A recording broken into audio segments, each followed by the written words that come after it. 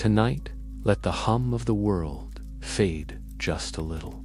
The phone that buzzed an hour ago, the list of tasks still lingering in your mind, the noise of cars outside, or the chatter of a distant TV.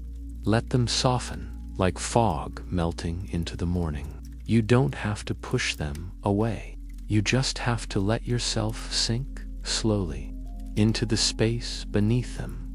I'm here with you in this quiet corner of the night to share something gentle but powerful. 10 old Zen stories passed down through centuries that don't just tell tales but whisper secrets. Secrets about finding peace, not when the world goes silent, but even when it doesn't. Because the noise we fight most isn't always the one outside. It's the noise inside, the what-ifs, the I should-haves, the endless loop of thinking that keeps us tossing, turning, never quite resting. These stories aren't lessons to memorize. They're like little windows. Look through them, and you might see your own busy mind reflected back, but in a softer light. A monk with a broken bowl who doesn't cry. A boat that crashes without anyone to blame. A thief who leaves with more than he came for, but not what he wanted. Each one holds a key to letting go, just a little, of the tension that clings to your shoulders, your jaw, your chest. So let's start slow. Adjust your pillow if you need to. Let your legs relax. Maybe your feet have been tucked too tight, or your knees held stiff. Take one breath in, slow enough to feel the air fill your lungs, and one breath out, slow enough to feel a little of that tightness melt. You don't have to do meditation. You don't have to clear your mind. You just have to listen. These stories will meet you where you are tired, busy, maybe a little lost, and walk with you toward that quiet place inside, the one that's been there all along, even when the world felt too loud to hear it in the next hours. We'll wander through these tales together. No rush, no pressure, just words, soft as a lullaby, and the quiet promise that peace isn't something you have to chase. It's something you can remember, one story at a time. Let your mind drift, just for a moment, to a river at dawn. The sky is soft pale pink, bleeding into blue, like someone dipped a brush in water and let the colors run. The river itself is calm most of the time, but today there's a gentle current. The kind that carries leaves and small sticks along without hurry. You're standing on the bank, but not just standing, you're leaning against a smooth, cool stone, the kind that's been worn down by rain and time. Your feet are bare, and the grass beneath them is dewy, but not cold, just a soft tickle that makes you smile, quiet and small. Now, imagine you're in a boat. Not a big one, not a fancy one, just a wooden rowboat, the kind with a few scratches on the sides, like it's told a lot of stories. You're sitting on a worn canvas seat, and your hands rest lightly on the oars. You're not in a hurry to go anywhere. You're just gliding, letting the river carry you a little, then dipping the oars in now and then to steer toward a patch of lily pads or a heron, standing still as a statue in the shallow water. The air smells like damp earth and pine, coming from the trees that line the riverbank. You can hear the heron's wings if it takes flight, slow and quiet, and the sound of water lapping against the sides of your boats like a whisper. This is the kind of morning that feels like a gift, isn't it?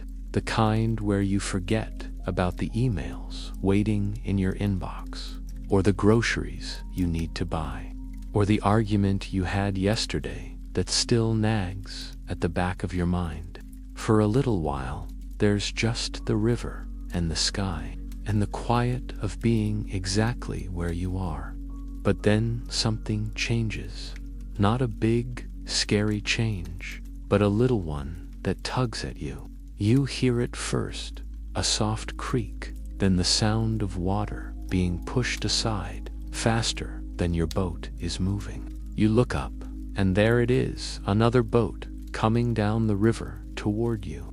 It's moving faster than yours, carried by that same current, but there's no one in it. No one holding the oars, no one sitting on the seat. Just an empty boat, drifting, like it's been left to the rivers. Will dot it first, you don't mind.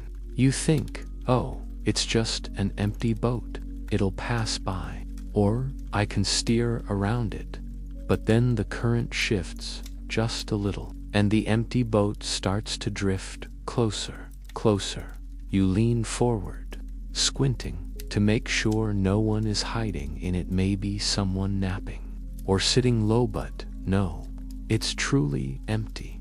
The wood is weathered, the ropes hanging loose, and there's a small bucket in the bottom, tipping back and forth as the boat rocks. Then it happens. The empty boat bumps into yours. Not hard, just a soft thud, but enough to make your boat rock a little. Your hands fly to the oars, instinctively, to steady yourself.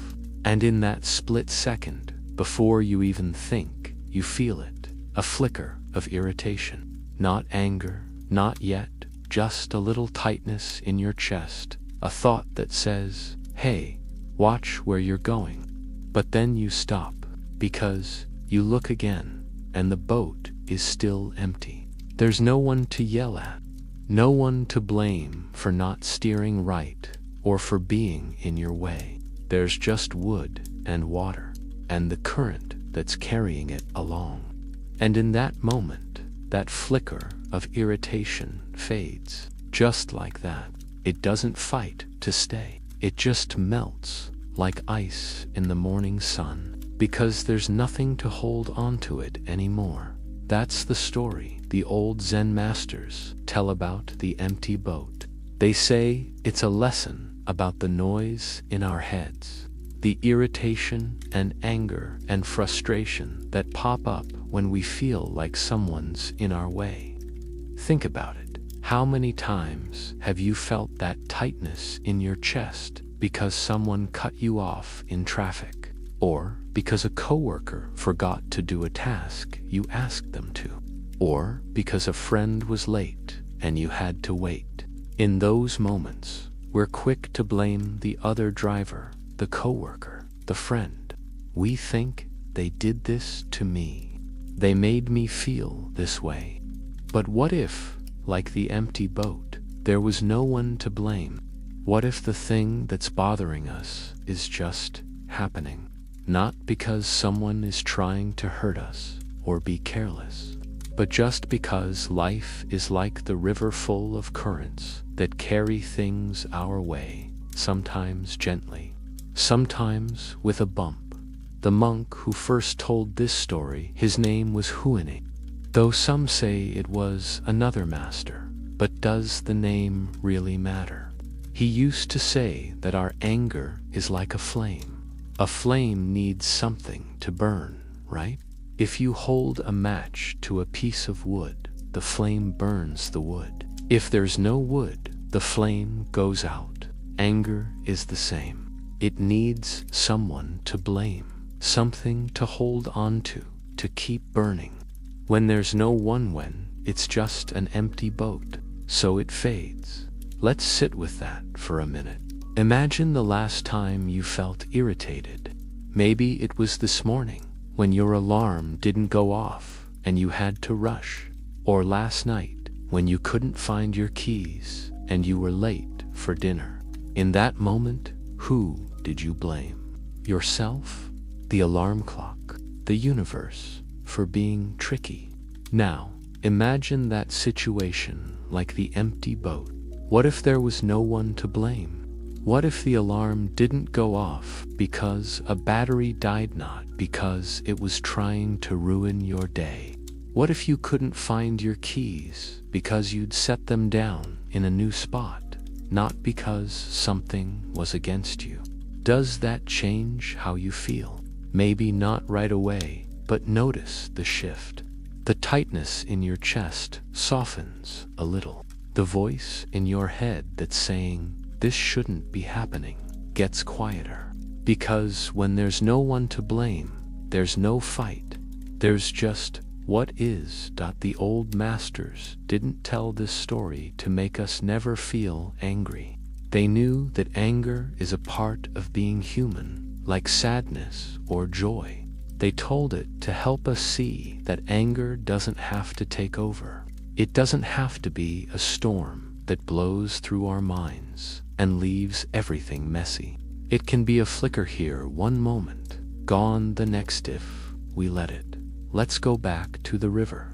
You're still in your little boat, and the empty boat has drifted past now, carried by the current toward the bend in the river. You watch it go, and you smile. Not because something good happened, but because you realized something. The bump didn't hurt you. The boat didn't mean anything by it. It was just a moment, a blip in the quiet of the morning. And now it's gone, and you're still here, still gliding, still breathing, still surrounded by the soft pink sky and the smell of pine. That's what peace feels like in a noisy world. It's not about making the world stop bumping into us.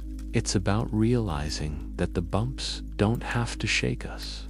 It's about looking at the empty boats in our lives, the things that irritate us, the things that go wrong, and saying, "There's no one here to blame. This is just life drifting by." You can let that sink in now. Let the image of the river stay with youth's soft water, the empty boat drifting away, the quiet of the dawn. Let your breath slow down, matching the rhythm of the river. Inhale and feel the cool air fill your lungs. Exhale and let go of any tightness you're holding in your shoulders, your jaw, your chest. The old masters would say that every moment is like that empty boat, a chance to choose. Do we hold on to the irritation, or do we let it fade?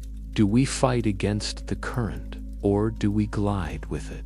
You don't have to have the answer right now. You just have to feel it's the quiet, the calm, the way the world softens when you stop looking for someone to blame. Stay with that feeling for a little while.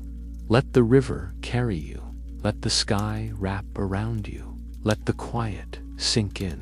There's no hurry, no rush, just this moment and the peace that's been here all along. Let the river's soft rhythm stay with you a little longer. Then let it fade like mist lifting from a meadow as we drift to a new place, a small Zen temple tucked away in the hills. It's late afternoon, the kind of time when the sun dips low, painting the sky in warm gold and soft orange. The temple is quiet, but not empty. There's the faint rustle of bamboo leaves in the breeze, the distant chirp of a sparrow settling in for the evening, and the slow, steady sound of a wooden bell, rung once every few minutes by an old monk in the courtyard. The temple's grounds are simple. No grand statues or fancy decorations, just a few low wooden buildings with straw roofs, a small garden where vegetables grow in neat rows, and a stone path that winds from the gate to the main hall. The air here smells like incense, the kind that burns slow and sweet, and fresh rice cooking in a clay pot somewhere inside. It's the kind of smell that wraps around you like a hug, calm and familiar. In the main hall, a young monk sits cross-legged on a straw mat. His name is Kenji, though, like the river's current, names here feel less important than the feeling of being present. Kenji has been at the temple for 3 years now, learning to fold his robes just right, to bow with respect, to meditate for hours without letting his mind wander too far. He's a careful monk, the kind who polishes the wooden floors until they shine, who picks the vegetables with gentle hands so he doesn't bruise the leaves, who treats everything in the temple like it's a treasure. Today, Kenji is holding something special, a small ceramic bowl, white, with a thin blue pattern around the rim. It's not a big bowl, no, bigger than his palm, but it's old, older than the temple itself. The head monk gave it to Kenji last month, saying, "This bowl belonged to a master who lived here 100 years ago. He used it every day for his morning rice. Treat it with care." Kenji has treated it like it's made of gold. Every night after eating, he washes it slowly with cool water and a soft cloth, making sure not to scratch the blue pattern. He dries it with a piece of linen, patting gently, then places it on a small shelf near his matai, enough so no one bumps it, in a spot where the morning sun hits it, making the blue glow a little. He thinks about the old master sometimes, holding the bowl in his hands, wondering what wisdom the master had, what quiet thoughts he'd had while eating from it. To Kenji, the bowl isn't just a bowl, it's a link to the past, a symbol of the patience and peace he's trying to learn. This afternoon, Kenji is making tea. He's been practicing for weeks, learning to heat the water just right, not too hot, not too cool, so the tea leaves steep slowly, releasing their soft, earthy flavor. He sets the blue bowl on the stone table in the garden, next to the teapot. The sun is shining on the bowl, and the blue pattern shimmers like a tiny river trapped in the ceramic. Kenji smiles, watching it, then turns to reach for a bamboo cup just for a second. A breeze blows, light and sudden. It's not a strong wind, just enough to nudge the bowl. Kenji hears it before he sees it, a soft, sharp clink as the bowl tips over the edge of the table. Then, a louder sound crack as it hits the stone path below. Time slows down just for a moment. Kenji freezes, his hand still reaching for the cup. He looks down, and his heart sinks. The blue bowl is on the ground, split into 2 pieces. The thin blue pattern is broken, the ceramic edges sharp and white. For a second, he can't breathe. All he can think is, "I broke it. I broke the master's bowl." He bends down, his hands shaking, and picks up the 2 pieces. They fit together perfectly, but the crack is there, deep and unyielding. He runs his finger along it, and a tightness spreads in his chest, like someone's squeezing his heart. He thinks about the head monk's face, about the disappointment he'll see. He thinks about all the care he'd put into the bowl, all the times he'd polished it, all the thoughts he'd had about the old master. And now it's broken, gone. He sits down on the stone bench, holding the pieces in his lap, and closes his eyes. He expects to feel tears or anger at the wind, at himself, at the bowl for being so fragile. But instead, something else happens. He takes a breath, slow and deep, and as he exhales, he hears the bamboo leaves rustle again. He hears the sparrows chirp. He smells the incense from the main hall, still sweet and slow. And in that breath, he thinks, it's just a bowl. Not that it doesn't matter. He still feels the sadness, soft and quiet, but it's not the end. The bowl was a thing, a beautiful thing, but it wasn't alive. It didn't have feelings. It didn't hold the old master's wisdom, it was just a vessel, something the master used to hold his rice. The wisdom, Kenji realizes, wasn't in the bowl. It was in the master's hands, in his heart, in the way he lived every day. He opens his eyes and looks at the broken pieces again. The blue pattern is still there, even with the crack. The ceramic is still smooth, still warm from the sun. He runs his finger along the edge again, and this time, the tightness in his chest softens. He thinks about all the things in life that break plates, cups, even hearts. But breaking doesn't mean they're gone. Sometimes it just means they're different. A soft step on the stone path makes him look up. It's the head monk, an old man with a long white beard and eyes that crinkle when he smiles. He's holding a wooden rake, and he stops beside Kenji, looking down at the broken bowl in his lap. "Ah," the head monk says, his voice soft like the breeze. "The old master's bowl." Kenji nods, his throat tight. "I'm sorry," he says. "I was reaching for a cup, and the wind." The head monk holds up his hand, stopping him. He bends down and picks up one of the broken pieces, turning it in his hand. "Do you know why the old master used this bowl?" he asks. Kenji shakes his head. "No, master. I thought it was because it was special." The head monk smiles. It was special to him, yes, but not because it was old or pretty. He used it because it held rice, because it helped him eat so he could keep living, keep meditating, keep teaching. That's what a bowl does, Kenji. It serves a purpose, and when it breaks, it stops serving that purpose. But that's okay. There are other bowls. He hands the piece back to Kenji. "What do you feel right now?" Kenji thinks for a minute. "I feel sad," he says, "but not as sad as I thought I would. I feel calm, too, like the wind didn't mean to break it, like it's just what happened." The head monk nods, his eyes crinkling more. "That's it," he says. "Loss is a part of life. Everything breaks, everything ends, even the mountains, even the rivers, even the sun will one day fade. But that doesn't make them less beautiful. It makes them more precious, because we know we can't hold on to them forever."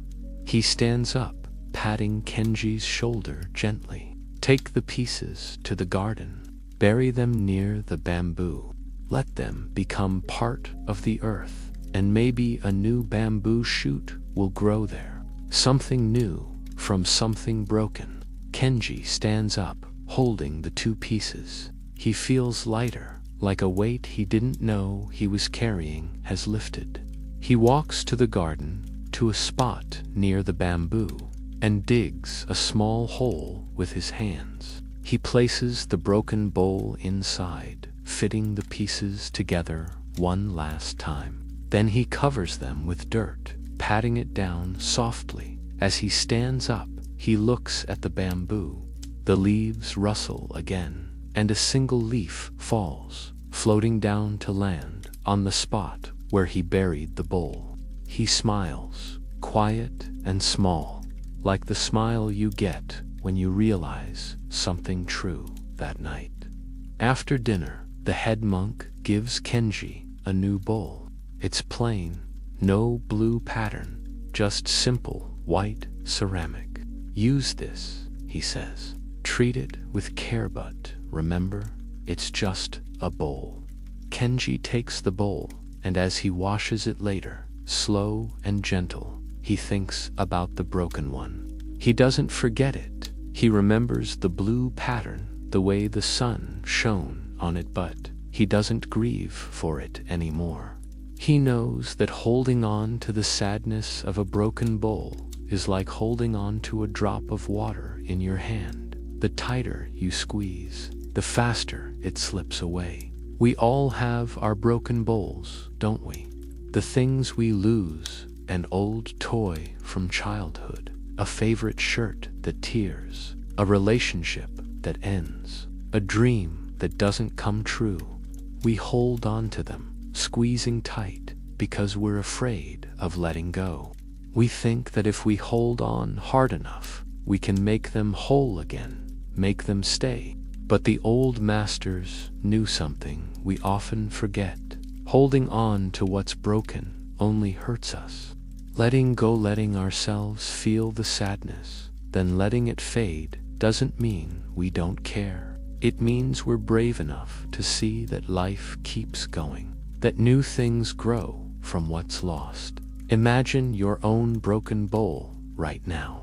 Maybe it's something small, like a mug you loved that fell and shattered. Maybe it's something bigger, a loss that still tugs at your heart. Picture it in your hands, broken but still beautiful. Now, take a breath, low, deep hand, let it go. Not the memory, not the love you felt for it, but the pain of holding on to the broken part. Let yourself feel the calm that comes after, like Kenji felt when he buried the bowl and watched the bamboo leaf fall. The temple is quiet now, the sun fully set, the sky darkening to deep blue. Kenji sits on his straw mat, holding the new white bowl. He runs his finger along its smooth edge, and he smiles. The bowl is plain, but it's whole. It will hold his rice tomorrow morning, and the next, and the next. And when it breaks, if it breaks, he'll grieve. Soft and quiet, then bury it near the bamboo, and let something new grow. That's the peace in a noisy world. Not never losing, but learning to let go of the pain of loss. Not holding on to things like they're permanent, but loving them while they're here, then letting them go when they're not. It's the quiet courage to say, this is broken, but life is still beautiful. Stay with that feeling, soft.com, brave for a little while. Let the image of the broken bowl, buried under the bamboo, stay with you. Let the temple's quiet wrap around you, like the incense's sweet smoke. Breathe in and feel the peace of letting go. Breathe out and feel the lightness of moving forward. There's no hurry, no rush, just this moment, and the quiet wisdom of a monk who learned that a broken bowl is just a bowl, and that's okay. Let the quiet of the temple garden linger, let the memory of the buried bowl, the rustle of bamboo, and the soft glow of evening stay with you, then let it shift, like the sky turning from deep blue to pale gray at dawn, as we move to another temple, one older than the last, nestled in a valley where the air is cool even on summer days. This temple has a stone gate, worn smooth by the hands of thousands of monks and travelers who've pushed it open over the years. The walls are low, made of earth and stone, and ivy climbs up them, green and thick, as if the land itself is holding the temple close. It's morning here, early enough that the dew still sits on the grass in tiny, glistening drops. The first light of the sun filters through the tall pine trees that surround the temple, casting long, thin shadows on the courtyard. A few monks are already up, some sweeping the stone paths with straw brooms, their movements slow and steady. Others standing still, eyes closed, breathing in the cool air. The only sounds are the brooms swishing softly, the birds singing in the pines, and the distant sound of a stream trickling down the mountain at the center of the courtyard. Sitting on a low stone bench is an old monk. His name is Jiaozhou, and he's been at this temple for more than 50 years. His hair is white, tied back in a loose knot, and his face is lined deep lines around his eyes, around his mouth lines that tell stories of long mornings meditating, long afternoons answering questions, long nights sitting with the quiet. But his eyes are bright, like two clear stones, and when he smiles, his whole face lights up, as if he's in on a secret that no one else knows yet. Zhaozhou is known for his questions. Not the kind of questions that have easy answers, like what time is it, or where is the kitchen, but the kind that make you stop, make you think beyond the words, make you feel the answer in your bones instead of your head. Monks come from all over to ask him questions about peace, about suffering, about what it means to be awake. And Zhaozhou always answers with something simple, something that sounds like a riddle at first till you let it sink in, and then it feels like the most obvious truth in the world. This morning, a young monk new to the temple, his robes still a little stiff, his hands fidgeting at his sides, walks up to Zhaozhou. He's been thinking about a question for days, turning it over in his mind like a stone, trying to polish it until it makes sense. He stops in front of Zhaozhou, bows deeply, then stands up straight, his voice a little shaky. "Master Zhaozhou," he says, "I've been wondering, does a dog have Buddha nature?" Buddha nature, that's a word the monks talk about a lot. It means the goodness, the peace, the wisdom that's inside every living thing, they say. The Buddha taught that everyone has it, even if they don't know it yet, like a seed buried in the dirt, waiting for the right light and water to grow. So, the young monk's question makes sense. If every living thing has Buddha nature, then what about a dog? A small, scruffy dog that chases its tail, that barks at strangers, that sleeps in the sun. Does it have that same seed of wisdom inside it? The young monk waits, his hands still fidgeting. He expects Zhaozhou to talk for a long time, to explain about life, about nature, about the Buddha's teachings. He expects big words, complicated ideas, but Zhaozhou just looks at him, his eyes bright, and says one word, "No." The young monk blinks. He's confused. "No," he says. "But the Buddha said everyone has Buddha nature. Isn't a dog a living thing?" Zhaozhou nods. "It is," he says. "But it has no Buddha nature." The young monk stands there, staring. His mind is spinning, like a leaf caught in a wind. He'd thought the answer would be yes, obviously yes. But Zhaozhou said no. Why? What did he mean? He wants to ask more, but Zhaozhou has closed his eyes now, his hands resting on his knees, like he's done talking for a while. So the young monk bows again and walks away, his head full of questions. Later that day, another monk holder, his robes soft from years of wear, comes to Zhaozhou. He's heard about the young monk's question, and he's been thinking about it too. He stops in front of Zhaozhou, bows, and says, "Master Zhao, the young monk asked if a dog has Buddha nature, and you said no. But I've studied the sutras, the Buddha's words, and they say all living beings have Buddha nature. Why did you say no?" Zhaozhou opens his eyes. He looks at the older monk, then smiles, and says one word, "Yes." Now the older monk is confused too. "Yes," he says. "But you told the young monk no. Which is it? Does a dog have Buddha nature or not?" Zhaozhou closes his eyes again. "That's your question to answer," he says, softly. "Not mine." The older monk walks away, just as confused as the young one. And over the next few weeks, more monks come. Some ask if a dog has Buddha nature. Some ask about Zhaozhou's two answers. Sometimes Zhaozhou says yes, sometimes he says no, sometimes he just smiles and doesn't say anything at all. No one can figure it out. They sit together in the evenings, talking about it. Why would he say two different things? Is one answer right and the other wrong? What does it even mean to have Buddha nature anyway?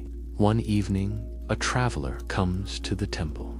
He's been walking for months, looking for teachers, looking for answers. He hears the monks talking about Zhaozhou's question, and he smiles. He asks one of the monks to take him to Zhaozhou. When he finds Zhaozhou, the old monk is sitting by the stream, watching the water flow. The traveler bows, then sits down beside him. They sit in silence for a while, just listening to the stream, to the birds, to the wind in the pines. Finally, the traveler says, "Master Zhaozhou, I've heard the monks talking. They say you tell some people a dog has Buddha nature and others that it doesn't." Zhaozhou looks at him. His eyes are soft, like the water in the stream. "Tell me," he says, "when you look at a dog, what do you see?" The traveler thinks. "I see a dog," he says. "Fur, paws, a tail.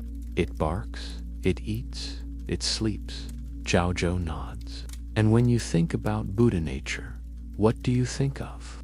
The traveler thinks again. "I think of something pure, something wise, something that's not a dog, something that's beyond barking and eating and sleeping." Zhaozhou smiles. "Ah," he says, "that's why you ask.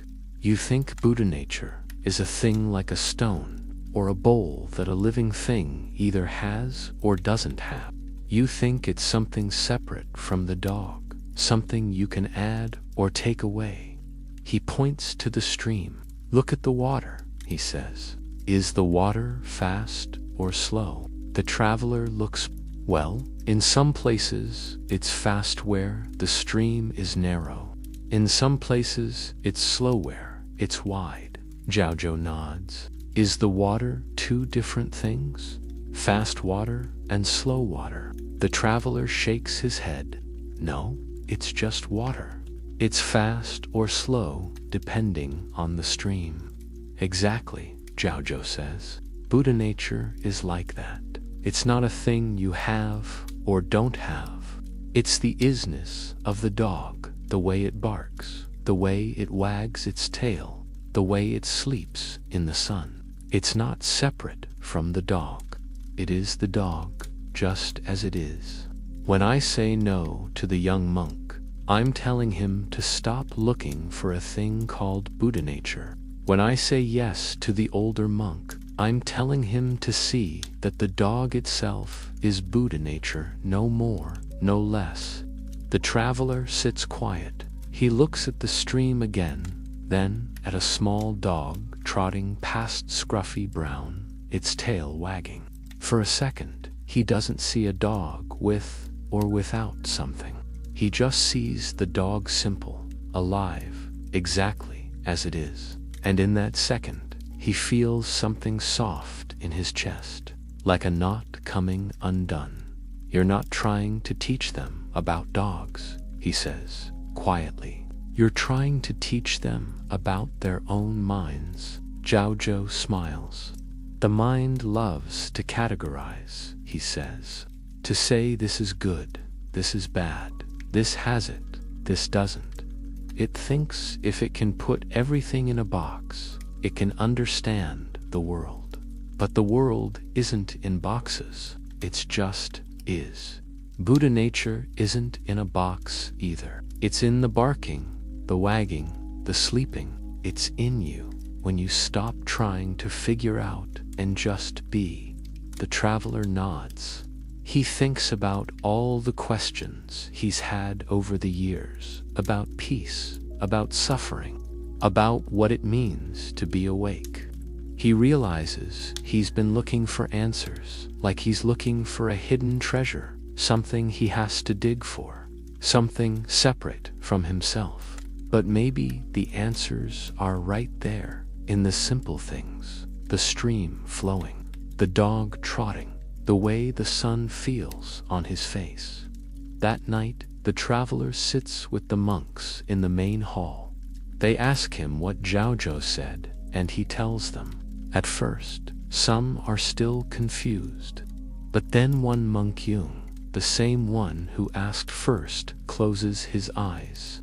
He thinks about the dog he sees every morning, the one that sleeps by the gate. He thinks about how it doesn't worry about Buddha nature, or sutras, or answers. It just is. And in that thought, he feels a calm he hasn't felt in weeks. You don't have to find Buddha nature, he says, softly. You just have to stop looking for it. The others nod. One by one, they start to see it. The mind's need to categorize, to label, to control is that the noise that keeps them from peace. Is the busy in their heads just them trying to put everything in boxes, instead of letting things be exactly as they are? Jiaozhou sits in the corner, watching. He doesn't say anything. He just smiles, because he knows they're starting to understand. Not with their heads, but with their hearts. We're a lot like those monks, aren't we? We ask questions. Am I peaceful enough? Do I have enough wisdom? Why can't I stop worrying? We think peace is a thing we have to earn, or find, or learn. We think wisdom is something we have to read about, or study, or memorize. We put labels on ourselves. I'm stressed. I'm not good enough. I need to be better. And all that labeling, all that questioning, it's noise. Noise that keeps us from seeing the simple truth. We're already exactly as we need to be, just like the dog. Imagine that dog right now, the scruffy brown one, trotting past the stream. It doesn't think, am I a good dog? It just wags its tail. It doesn't worry, will I have enough to eat tonight? It just eats when food comes. It doesn't stress, did I meditate enough today? It just sleeps when it's tired. It's present in every moment, exactly as it is. That's the peace Jiaozhou was talking about. Not a peace that comes from having all the answers, but a peace that comes from stopping the questions. Not a wisdom that comes from knowing everything, but a wisdom that comes from knowing you don't need to know everything. It's letting go of the labels, letting go of the boxes, and just being. The temple is quiet now, the moon rising over the pines. The monks are sitting in silence, some with their eyes closed, some watching the moon. The traveler is sitting by the stream, listening to the water. And Jiaozhou is still sitting on his stone bench, smiling. The dog is asleep by the gate, its tail twitching in a dream. No one is asking questions anymore. No one is trying to figure anything out. They're just here, present, exactly as they are. Stay with that feeling of being present, of letting go of the questions for a little while. Let the image of the dog sleeping by the gate stay with you. Let the sound of the stream flow through your mind. Breathe in and feel the cool night air. Breathe out and let go of any labels you've put on yourself today. You don't have to be perfect. You don't have to be peaceful. You just have to be you exactly as you are. There's no hurry, no rush, just this moment. And the quiet wisdom of Jiaozhou's dog, the wisdom of being present exactly as you are. Let the quiet of Jiaozhou's temple stay with you a little longer. The image of the dog sleeping by the gate, the stream trickling under the moon, the monks sitting in silent understanding, then let it fade, like moonlight softening as dawn nears. As we move to a smaller temple, This one perched on a hillside where the night sky feels especially close. It's midnight here, the kind of night where the world holds its breath. The moon is full, hanging low and bright, painting everything in silver: the temple's thatched roof, the small garden of chrysanthemums, the stone steps leading up to the main door. There's no wind, no bird song, no sound of streams, just the soft hush of night, the kind that makes you feel like you're the only person in the world. Inside one of the temple's small rooms, a monk named Tao sits on his straw mat, reading by the light of a single oil lamp. The lamp's flame flickers gently, casting warm shadows on the walls, which are lined with a few simple scrolls, nothing fancy, just words from the Buddha, written in soft black ink. Tao is an old monk, older than Zhaozhou, with a beard that's gone mostly white and hands that are worn thin from years of folding robes, carrying water and tending to the garden. But his hands are gentle, too. When he turns the pages of his book, he does it slowly, like he's handling something precious. Tao doesn't have much: a few sets of robes, a wooden bowl, the book he's reading, and a thin blanket he uses on cold nights. That's all. He doesn't need more. He's learned over the years that the more things you have, the more you worry about losing them. And worry, he thinks, is like a stone in your pocket. It weighs you down, even when you don't notice it. Tonight, Tao is reading a story about the Buddha's early life, about how the Buddha left his palace, his wealth, his family, to find peace. He smiles as he reads, because he knows that peace isn't in palaces or gold. It's in the quiet of a midnight room, the flicker of an oil lamp, the feeling of a book's page under your fingers. Then he hears a soft creak coming from the window. Tao doesn't jump. He doesn't reach for a stick or shout. He just closes his book slowly, sets it down on the mat beside him, and looks toward the window. The moon is shining through the thin paper, and he can see a shadow, tall, thin, moving carefully. A thief, Tao thinks. Someone who's come to take what little he has. The window slides open quietly, and a man slips in. He's dressed in dark clothes, his face half hidden by a scarf, his hands clenched into fists. He freezes when he sees Tao sitting there, his eyes wide with surprise. He didn't expect anyone to be awake. For a moment, the two of them just look at each other. The only sound is the oil lamp's flame flickering. The thief's chest rises and falls fast. He's scared, Tao realizes. Scared of being caught, scared of what will happen if he is. Tao speaks first, his voice soft, like the night itself. You must be cold, he says. The night air is sharp this time of year. The thief blinks. He doesn't know what to say. He came here to steal, to take something that wasn't his. But the monk isn't angry. He isn't even upset. He's talking about the cold. I'm looking for something, the thief says, his voice rough, like he hasn't spoken in a while. Tao nods. I know, he says. But look around. What do you see? The thief looks. He sees the straw mat, the oil lamp, the scrolls on the wall. He sees the monk's few robes folded neatly in the corner, the wooden bowl on a small shelf.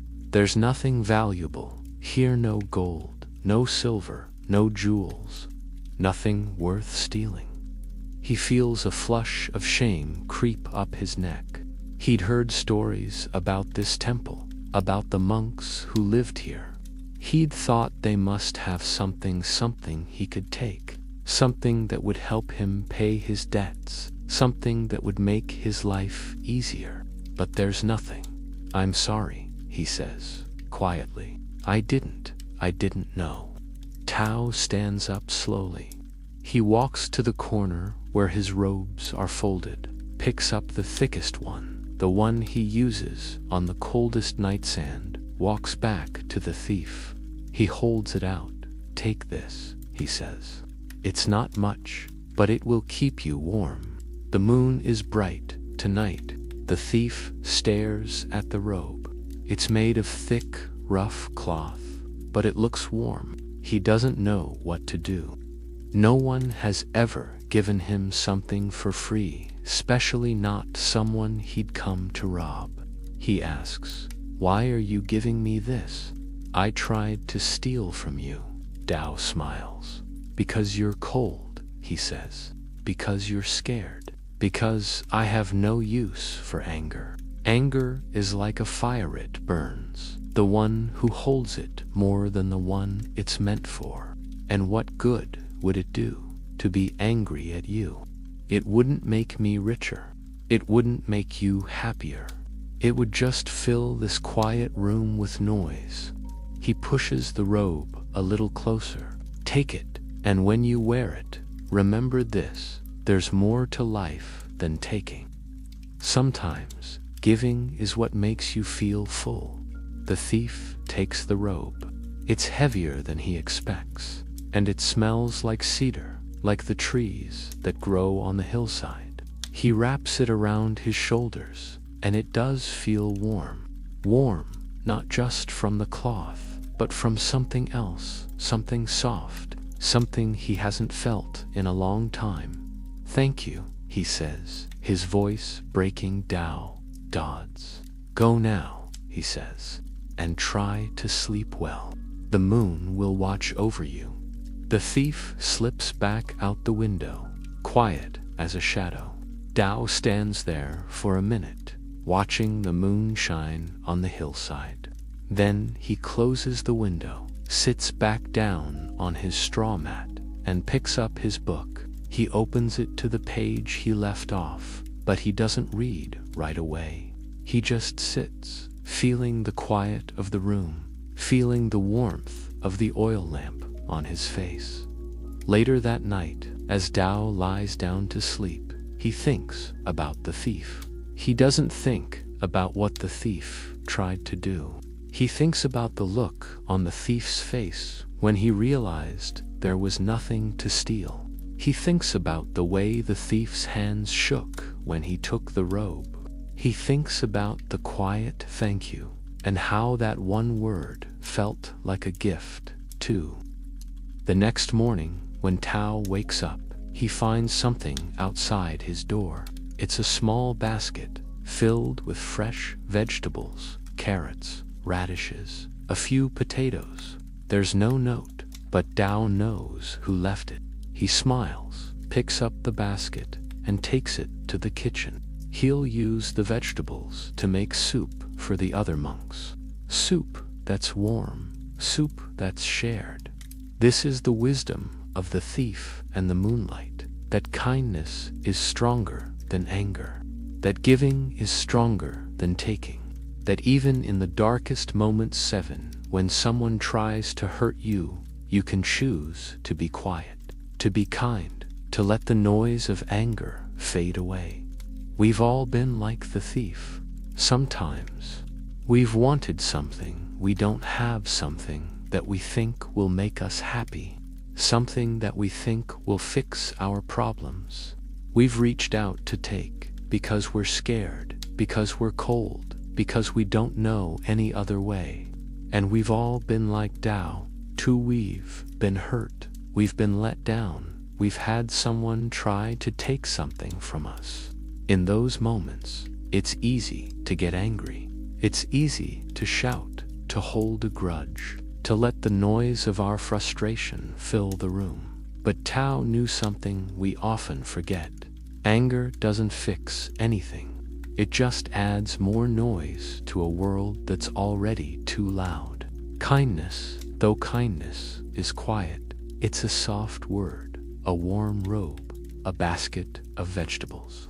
It doesn't shout, It doesn't demand attention, but it changes things. It changes the thief who goes from taking to giving. It changes Tao, who feels the joy of helping someone else. It changes the world, one small, quiet act at a time. Imagine the thief walking down the hill that night, wrapped in Tao's robe. The moon is bright, lighting his way. He feels the warmth of the robe, and he thinks about Tao's words. There's more to life than taking. Sometimes giving is what makes you feel full. He thinks about his debts, about his worries, about the noise in his head that's always telling him he needs more. But for a minute, just a minute, that noise fades. For a minute, he feels calm. For a minute, he feels like he's not alone. That's the peace Tao gave him. Not a big, loud peace, but a small, quiet one.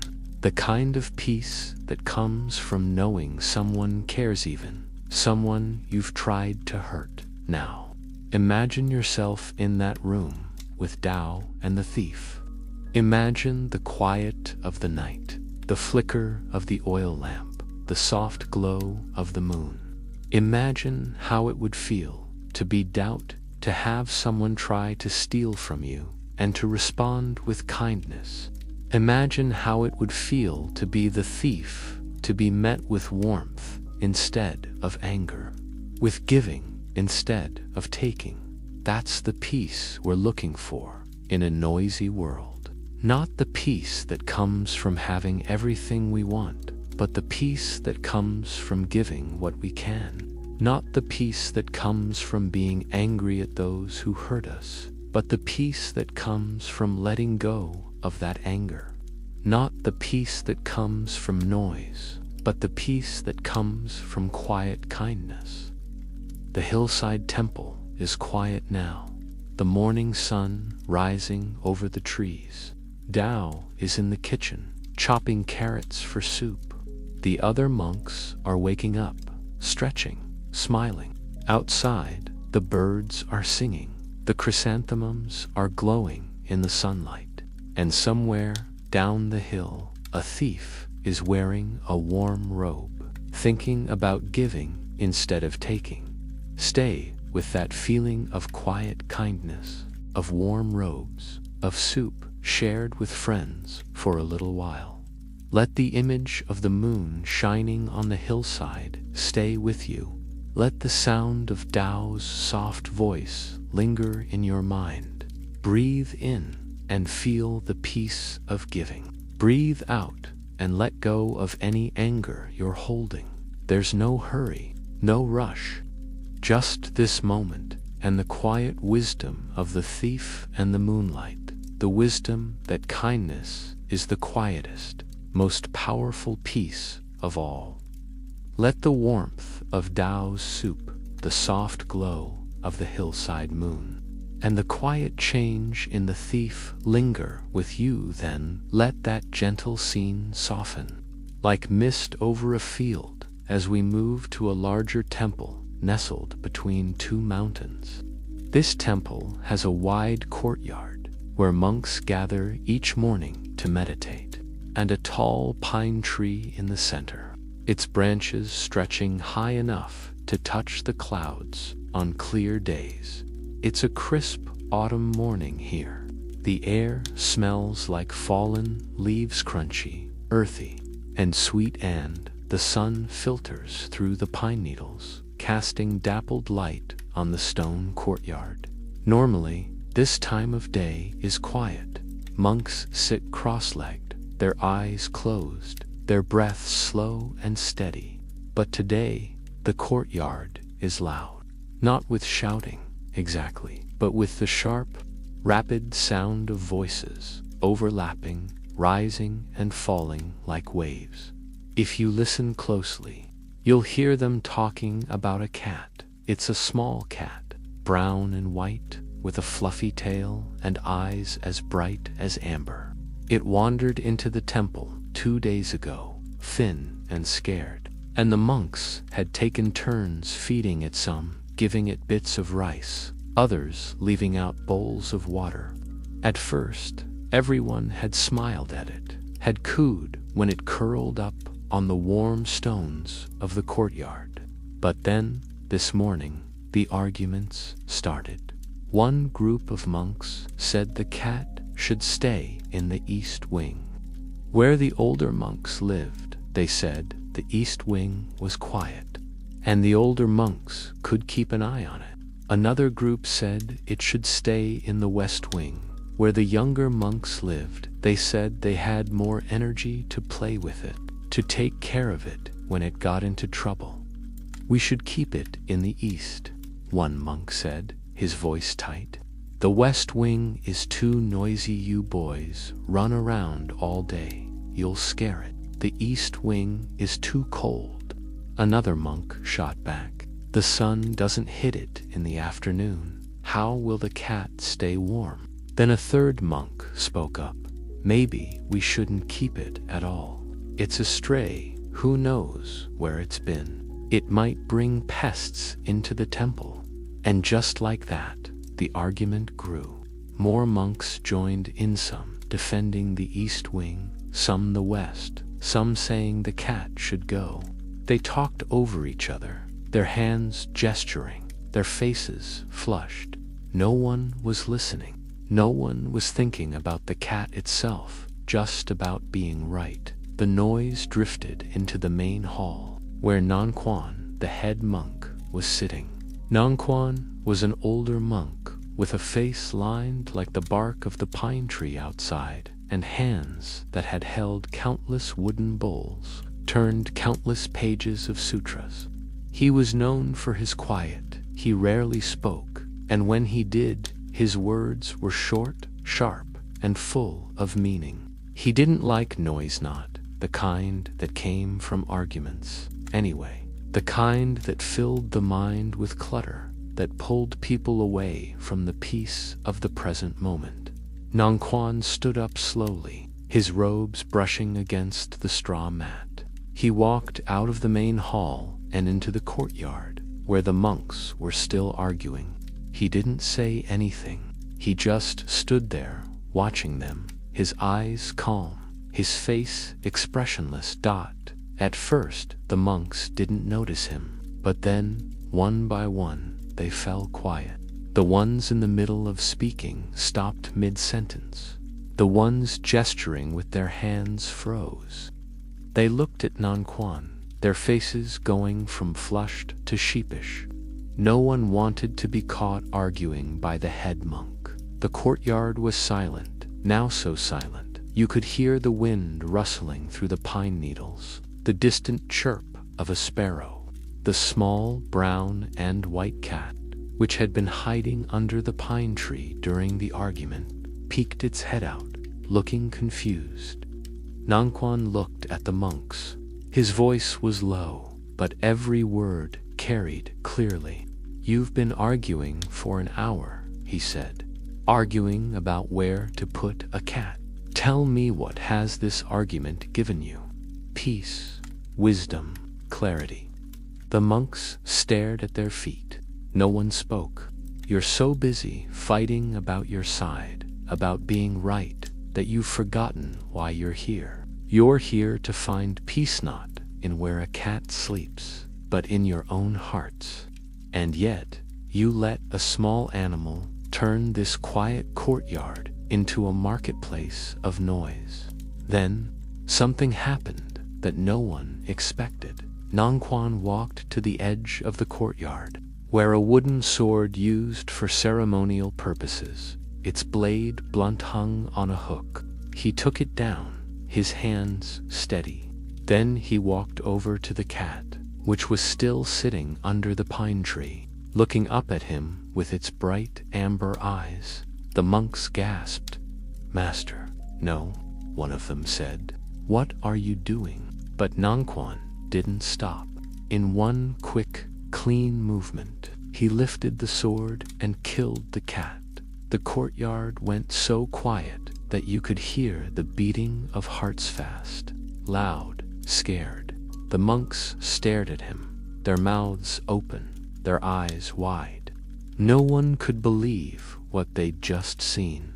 A cat that had been a source of joy just 2 days ago, now gone, killed by their own head monk in front of all of them. Why?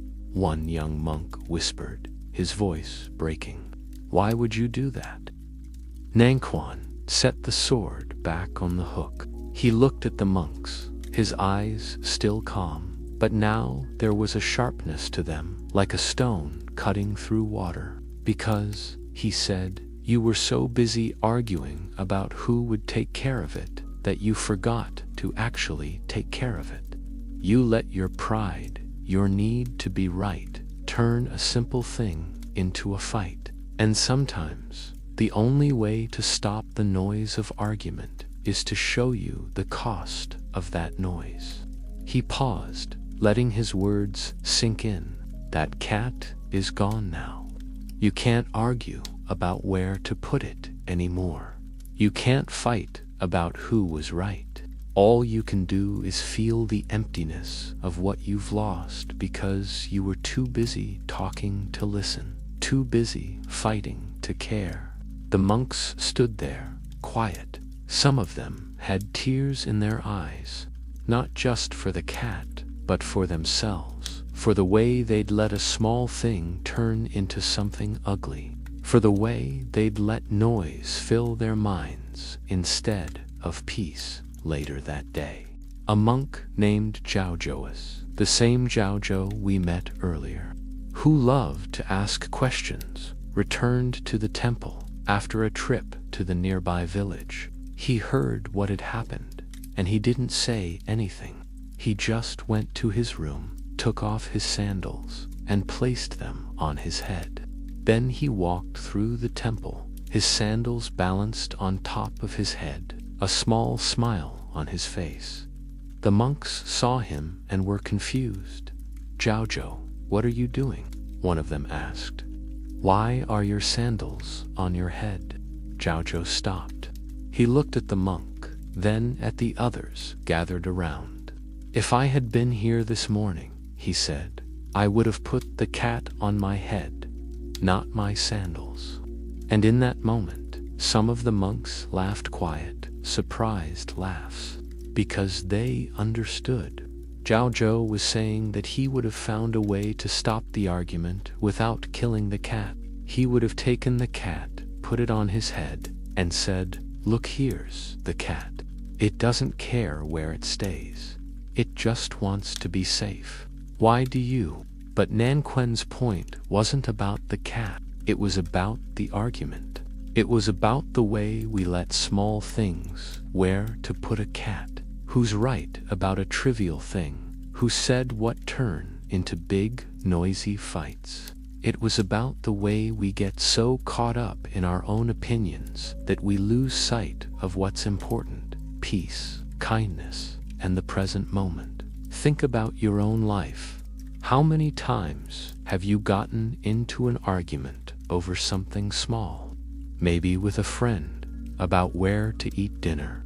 Maybe with a family member about how to load the dishwasher. Maybe with a coworker about who should finish a task. You've spent minutes, even hours, talking, defending, arguing, your heart racing, your mind spinning. And when it's over, what do you have? A headache, a feeling of resentment, a quiet emptiness, like you've wasted something precious. That's the noise Nanquan was trying to stop. The noise of unnecessary argument. The noise that pulls you away from the calm of your own heart. Because when you're busy fighting to be right, you're not present. You're not feeling the sun on your face, or the wind in your hair, or the warmth of a friend's smile. You're stuck in your head, in your pride, in the noise. The cat's death was a shock, sharp, painful, and unforgettable, but that's why it worked. It made the monks stop. It made them look at themselves. It made them realize that their argument had cost them something real. And that's the lesson for us too. Sometimes we need a shock to wake us up from the noise of our own arguments. We need to see the cost of our pride, our need to be right, our refusal to listen. That night, the monks gathered in the courtyard again. This time, there was no noise. They sat in silence, under the pine tree, looking at the spot where the cat had curled up just that morning. Some of them cried quietly. Some of them meditated. Some of them just sat, their eyes closed, thinking about Nonquan's words. Nonquan didn't join them.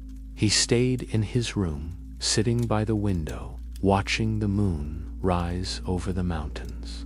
He didn't regret what he'd done, not because he didn't care about the cat, but because he cared more about the monks. He cared about their peace. He cared about helping them see the noise in their own minds so they could let it go. Zhao Zhou joined the monks in the courtyard. He sat down under the pine tree, and he didn't say anything, but he didn't need to. His quiet presence, calm, gentle, and understanding, was enough. It reminded the monks that there are other ways to stop arguments, ways that don't involve loss, ways that involve listening and kindness, and letting go of the need to be right. As the night grew darker, the monks started to leave, one by one. They walked slowly, their steps quiet, their minds calm. No one argued, no one talked over each other. They just breathed and walked and felt the quiet of the night. That's the peace Nonquan wanted for them. Not a peace that comes from never having disagreements, but a peace that comes from not letting disagreements turn into noise. A peace that comes from remembering what's important, and letting go of what's not. Imagine yourself in that courtyard on that quiet night. The moon is bright, the pine tree stands tall, and the air is cool. You're sitting with the monks, quiet, your eyes closed. You think about the arguments you've had, small, noisy, unnecessary, and not guilt, exactly, but a willingness to let go, to listen more, to argue less, to care more about peace than about being right. That's the wisdom of Nonquan and the cat, that the biggest noise in our lives often comes from the smallest fights. And the only way to find peace is to stop fighting over things that don't matter and start focusing on the things that do. The temple is quiet now. The monks are asleep, their minds calm. The pine tree sways gently in the night wind. And somewhere in the quiet of that mountain valley, the lesson lingers. Peace isn't about never having disagreements. It's about not letting those disagreements turn into noise. It's about choosing calm over conflict, listening over talking, and heart over pride. Stay with that feeling of quiet reflection, of letting go of unnecessary fights for a little while. Let the image of the moon over the pine tree stay with you. Let the softness in your chest grow. Breathe in and feel the peace of letting go of the need to be right. Breathe out and feel the calm of focusing on what matters. There's no hurry, no rush, just this moment.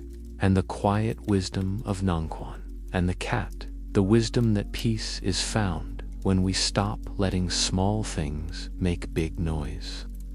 Let the quiet of Nonquan's temple courtyard linger, the memory of the pine tree under the moon, the monk's soft reflection, the lesson of letting small fights fade. Then let that scene soften, like a leaf floating from a branch to the ground. As we move to a village at the foot of a mountain, it's a gray afternoon here. The sky is overcast and a light drizzle falls, soft enough to make the leaves glisten, but not enough to soak the dirt roads. The village is small rows, of mud brick houses with thatched roofs, a few wooden carts leaning against walls, a well in the center where women usually gather to draw water and talk. But today, the village is quiet, quieter than usual. The women aren't at the well. The children aren't chasing each other through the streets. Even the dogs are curled up inside, out of the drizzle. All the quiet feels like it's centered on one house, a small, neat house at the edge of the village. Inside, a woman named Kisa sits on the dirt floor, holding a small, still body in her arms. It's her son, Tara, only 5 years old, with curly black hair and a smile that used to light up the room. He'd gotten sick 3 days ago, a fever that came on fast and wouldn't break. The village healer had come, had given her herbs, and told her to keep him cool, but it hadn't been enough. Taro had stopped breathing that morning. While the sky was still dark, Kisa doesn't cry. Not yet. She just sits there, holding him, rocking back and forth slowly, like she's trying to lull him to sleep. Her eyes are empty, like she can't see the walls of the house, the woven mat on the floor, the drizzle outside. All she can see is Taro's face pale, still, his eyes closed. All she can feel is the weight of him in her arms, the way his hair feels under her fingers, the quiet that used to be filled with his laughter. "He can't be gone," she whispers, over and over. "He can't be. I need him. I can't live without him." She sits like that for hours till the afternoon turns to evening, until the drizzle stops and the sky turns a soft purple. Her legs go numb, her arms ache, but she won't let him go. She's scared that if she does, he'll disappear forever, that the last of the warmth of his body, the smell of his hair will fade, and she have nothing left. A neighbor, an old woman named May, comes to the door. She knocks softly, then pushes it open. She sees Kisa sitting on the floor, holding Taro, and her heart aches. She's lost children to too many years, a fever, just like this. She knows the pain Kisa is feeling, the way it wraps around your heart like a rope, tight and unyielding. "Kisa," she says, her voice soft, "you need to let him go. You need to bury him so his spirit can rest."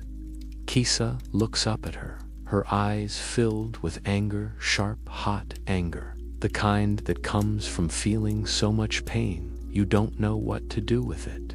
"No," she says, "you don't understand. He's mine. I'm not letting him go. If I bury him, he'll be gone forever. I can't lose him. I can't." May sighs. She walks over and sits down beside Kisa, not touching her, just being there. "I do understand," she says. "I lost 2 children many years ago. I felt the same way, like my heart had been torn out, like I'd never be happy again. But I learned something, Kisa. Holding on to the pain doesn't bring them back. It just keeps you stuck in the dark while the world keeps turning." Kisa shakes her head. She doesn't want to hear it. She doesn't want to believe that Taro is gone. She holds him tighter, like she's trying to squeeze life back into him. May pauses, then says, "There's a wise man in the next village, the Buddha. He travels from place to place, teaching people about peace, about how to bear pain. Go to him. Ask him for help. He might be able to tell you what to do." Kisa doesn't want to go. She doesn't want to leave Taro, but the pain is so big, so heavy, that she'll try anything. Anything to make it stop. Early the next morning, Kisa wraps Taro's body in a soft cloth and carries him in her arms. She walks along the dirt road, past fields of rice, past small streams, past other villages where people stop and stare. She doesn't see them. She doesn't hear them. All she can think about is Taro, about finding the Buddha, about begging him to bring her son back. It takes her all day to reach the next village. When she gets there, she finds a crowd of people gathered in the square, listening to a man sitting under a large banyan tree. He's wearing a simple orange robe, his hair is shaved, and his face is so calm. It looks like he's never known pain. That's the Buddha, Kisa thinks. She pushes her way through the crowd, ignoring the looks people give her, ignoring the way Taro's body feels heavier in her arms. She falls to her knees in front of the Buddha, tears finally spilling down her face. "Please," she says, her voice breaking, "please help me. My son is dead. I can't live without him. Tell me how to bring him back. Tell me how to make the pain stop." The crowd goes quiet. Everyone looks at the Buddha, waiting for him to speak. The Buddha looks at Kisa, his eyes soft, full of compassion, not pity, but understanding. He doesn't rush to answer. He waits until Kisa's sobs quiet down a little. Then he says, "Kisa, I can help you. But first, you must do something for me. Go to every house in this village. Ask the people who live there for a single mustard seed.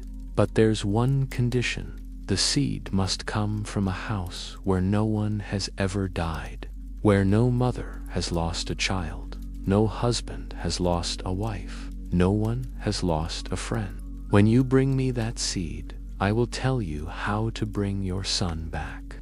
Kisa's eyes light up. Hope-bright, fragile hope fills her chest. "Really," she says, "if I find that seed, you'll bring Taro back?" The Buddha nods. "Yes," he says. "Now go, and may your journey bring you peace." Kisa stands up. She wraps Taro's body tighter, then walks to the first house in the village. It's a small house with a red door. She knocks, and a woman answers. "Excuse me," Kisa says. "I need a mustard seed, but it has to come from a house where no one has ever died. Have you ever lost someone? A child, a husband, a friend?" The woman's face softens. "I'm sorry," she says. "My husband died last year from a fever. My mother died 2 years ago. I can't give you a seed from this house." Kisa's heart sinks a little, but she doesn't give up. She goes to the next house. A man answers. "Excuse me," she says. "Do you have a mustard seed? From a house where no one has ever died?" The man shakes his head. "My little girl died when she was 3, he says. "She fell into the river. I'm sorry. I can't help you." Kisa goes to the next house, and the next, and the next. Every house she visits, every person she talks to, has lost someone. A grandmother, a father, a sister, a child. No one has a mustard seed from a house where no one has ever died. She walks from sunrise to sunset, carrying Taro's body, her feet sore, her arms aching. She talks to farmers, to weavers, to healers, to children. All of them have known loss. All of them have felt the same pain she's feeling as the sun sets. Kisa sits down on the edge of the road, holding Taro. She looks at the mustard seeds. She's collected none of them from a house without death, and she cries. But this time, the tears are different. They're not just tears of pain. They're tears of understanding. She realizes something. She's not alone. Everyone in the world has lost someone. Everyone has felt the pain of saying goodbye. It's not just her. It's not something that's happening to her alone. to punish her. It's part of being human. It's part of loving someone, because if you love someone, you risk losing them. And if you lose them, you grieve. That's the way of the world. She thinks about the woman whose husband died, about the man whose daughter fell into the river, about May, who lost 2 children. She thinks about how they're still here, still living, still finding moments of joy even though their hearts are broken. She stands up, her legs wobbly, and walks back to the square where the Buddha is still sitting under the banyan tree. The crowd is gone, and it's just the 2 of them, and the quiet of the evening. She falls to her knees in front of the Buddha, but this time her face is calm. "I didn't find the seed," she says. "No one has a mustard seed from a house where no one has ever died. Everyone has lost someone." The Buddha nods. He looks at her, his eyes full of compassion. "You have learned the first lesson," he says. "Loss is not yours alone. It is shared by all. And when you realize that, the pain becomes lighter. Not gonna gone, but lighter, because you know you're not carrying it by yourself." Kisa looks down at Taro's body. She still loves him. She still misses him. But she doesn't feel the need to hold on to him so tight anymore. She knows that burying him won't make him disappear.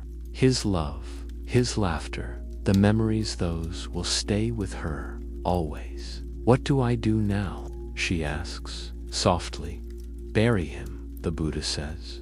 "Bury him with love and let his spirit rest. Then go back to your village. Live your life. Love again. Grieve when you need to. But don't let the grief keep you from living.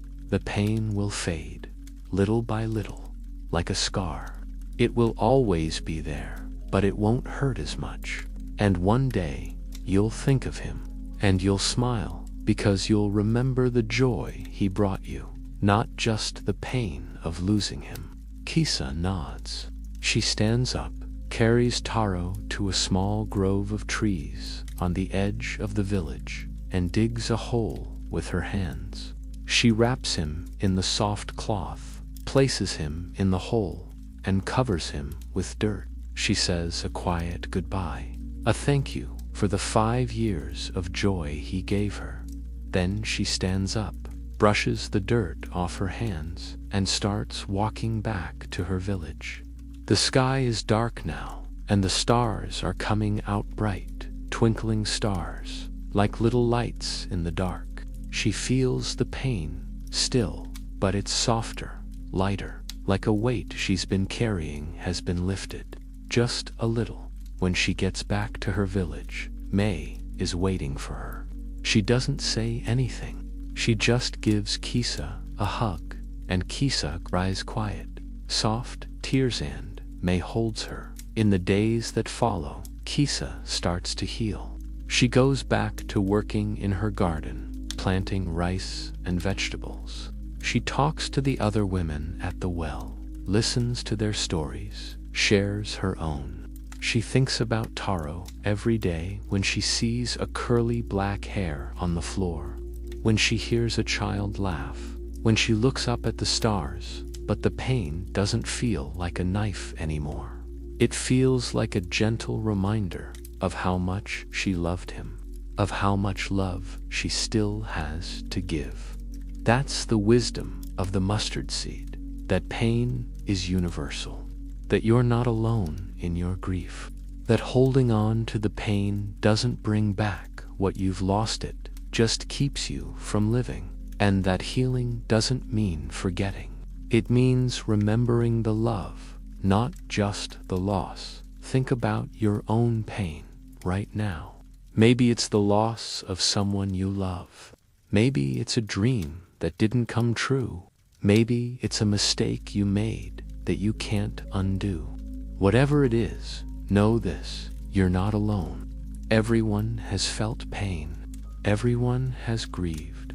Everyone has wanted to hold on to something they can't keep. But just like Kisa, you can let go. Not of the love, not of the memories, but of the tight, painful grip you have on the loss. You can let yourself heal.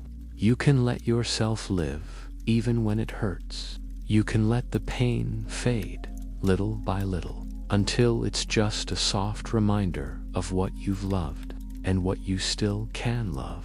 Imagine yourself walking along that dirt road, like Kisa. Imagine knocking on doors, hearing people's stories, realizing that you're not alone. Imagine the weight lifting, just a little. When you understand that grief is a part of being human, that it's proof that you've loved deeply, that you've lived fully. The village is quiet now, the stars shining bright. Kisa is in her house, sitting by the window, looking up at the stars. She's thinking about Taro, about the way he used to point at the stars and say, "Look, Mama, those are the angels watching over us." She smiles, soft and quiet. She still misses him. But she's okay. Stay with that feeling of quiet healing, of knowing you're not alone for a little while.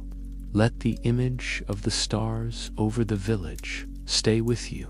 Let the softness in your chest grow. Breathe in and feel the peace of letting go of the tight grip on your pain. Breathe out and feel the calm of knowing you can heal. There's no hurry, no rush, just this moment and the quiet wisdom of the mustard seed, the wisdom that pain is shared, that healing is possible, and that love always outlives loss. Let the soft glow of the stars over Kissa's village stay with you, the quiet of her healing, the gentle reminder that love outlives lost. Then let that scene drift like a cloud moving across the night sky to a temple nestled in a valley where cherry blossoms grow in abundance. It's spring here, and the cherry blossoms are in full bloom, pale pink petals that fall like snow, covering the stone paths, the straw mats outside the monks' rooms, even the edges of the small pond in the courtyard. The air smells sweet, like flowers and fresh grass, and the sun shines warm, not hot, through the branches of the cherry trees. Birds sing from the treetops, their songs light and cheerful, and a small stream runs through the temple grounds, its water clear and cool, gurgling softly as it flows. This temple is home to Banki, a monk known not for loud teachings or dramatic gestures, but for his quiet wisdom, for a single word, really, that he repeats often. Unborn Banki is a middle-aged monk with a round face that always seems to be smiling, eyes that crinkle when he laughs, and hands that are calloused from years of working in the temple garden. He doesn't wear fancy robes, just a simple gray one that's faded at the cuffs. He eats with the other monks in the dining hall, sleeps in a small room with a single straw mat, and spends most of his days either working in the garden or sitting with monks who come to him for help with anger, with fear, with the endless noise of their own thoughts. One morning, a young monk named Hiroshi comes to Banki. Hiroshi is new to the temple, only a few months in, and he's struggling. He sits down across from Banki in the garden, where Banki is weeding a bed of daisies, and he fidgets with the edge of his robe, his face tight with worry. "Master Banki," Hiroshi says, his voice quiet, almost shy, "I don't know what to do. My mind won't stop. I try to meditate, but all I can think about is the past mistakes I've made, things I said that hurt people, and the future. Will I ever be a good monk? Will I ever find peace?" I feel like my mind is a storm, and I'm just trying to hold on, but I'm getting tired. I'm so tired. Banki stops weeding. He sets down his small wooden tool, wipes his hands on his robe, and looks at Hiroshi. His eyes are soft, no judgment, just understanding. Tell me, Hiroshi, Banki says. When you were a child, before you came to the temple, what did you do when you were scared of the dark? Hiroshi blinks, surprised by the question. He thinks for a minute, then says, I would call for my mother. She would come and sit with me, and she would tell me that the dark wasn't scary, that it was just the night, and the moon and stars would come out soon. And when she sat with me, I felt safe. I didn't feel scared anymore. Banki nods. And why did her presence make you feel safe? He asks. Because she was calm, Hiroshi says.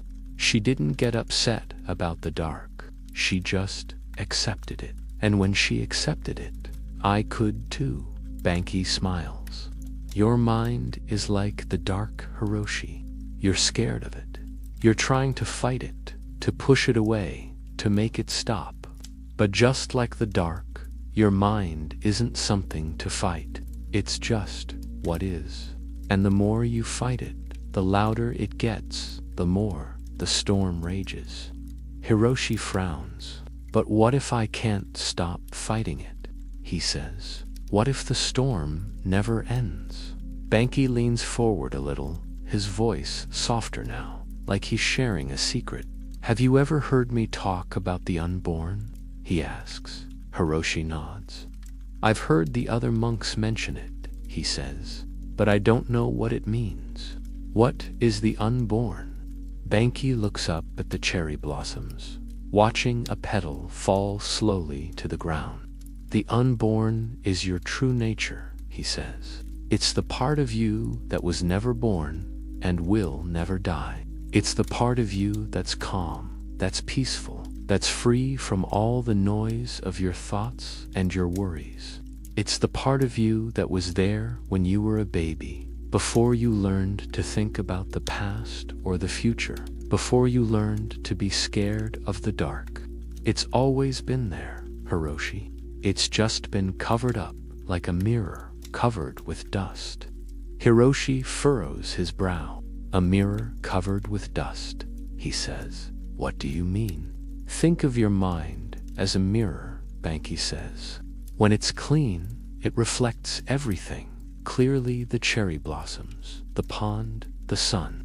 But when it's covered with dust, with thoughts of the past, worries about the future, anger, fear, it can't reflect clearly anymore.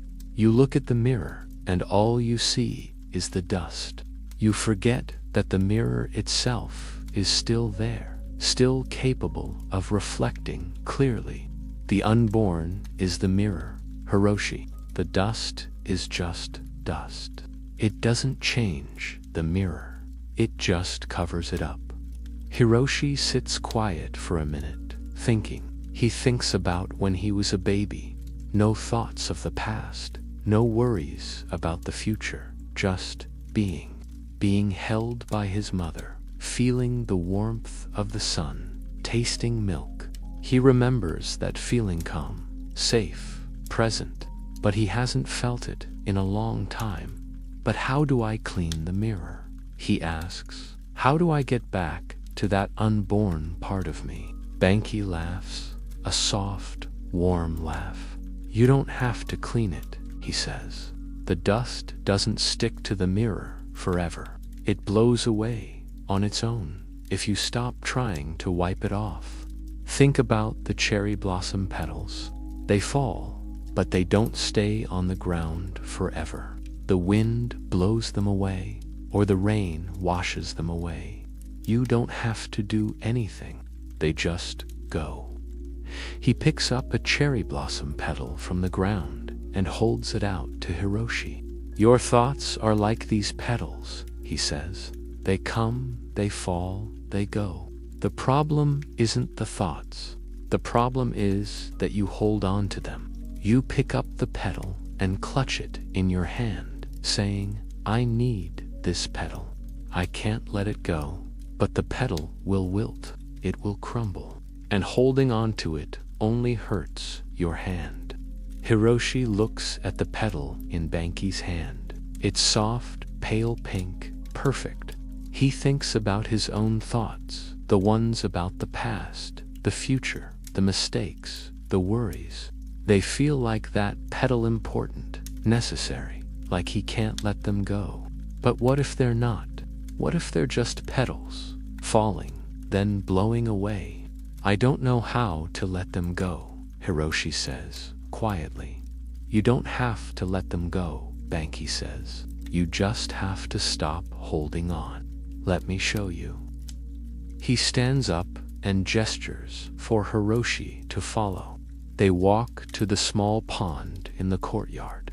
The water is calm, like a mirror, reflecting the cherry trees, the sky, the clouds. Banki bends down and picks up a small stone. Watch, he says. He drops the stone into the pond. Ripples spread across the water, breaking the reflection of the trees and the sky. Hiroshi watches, waiting for the ripples to stop. See the ripples, Banki says.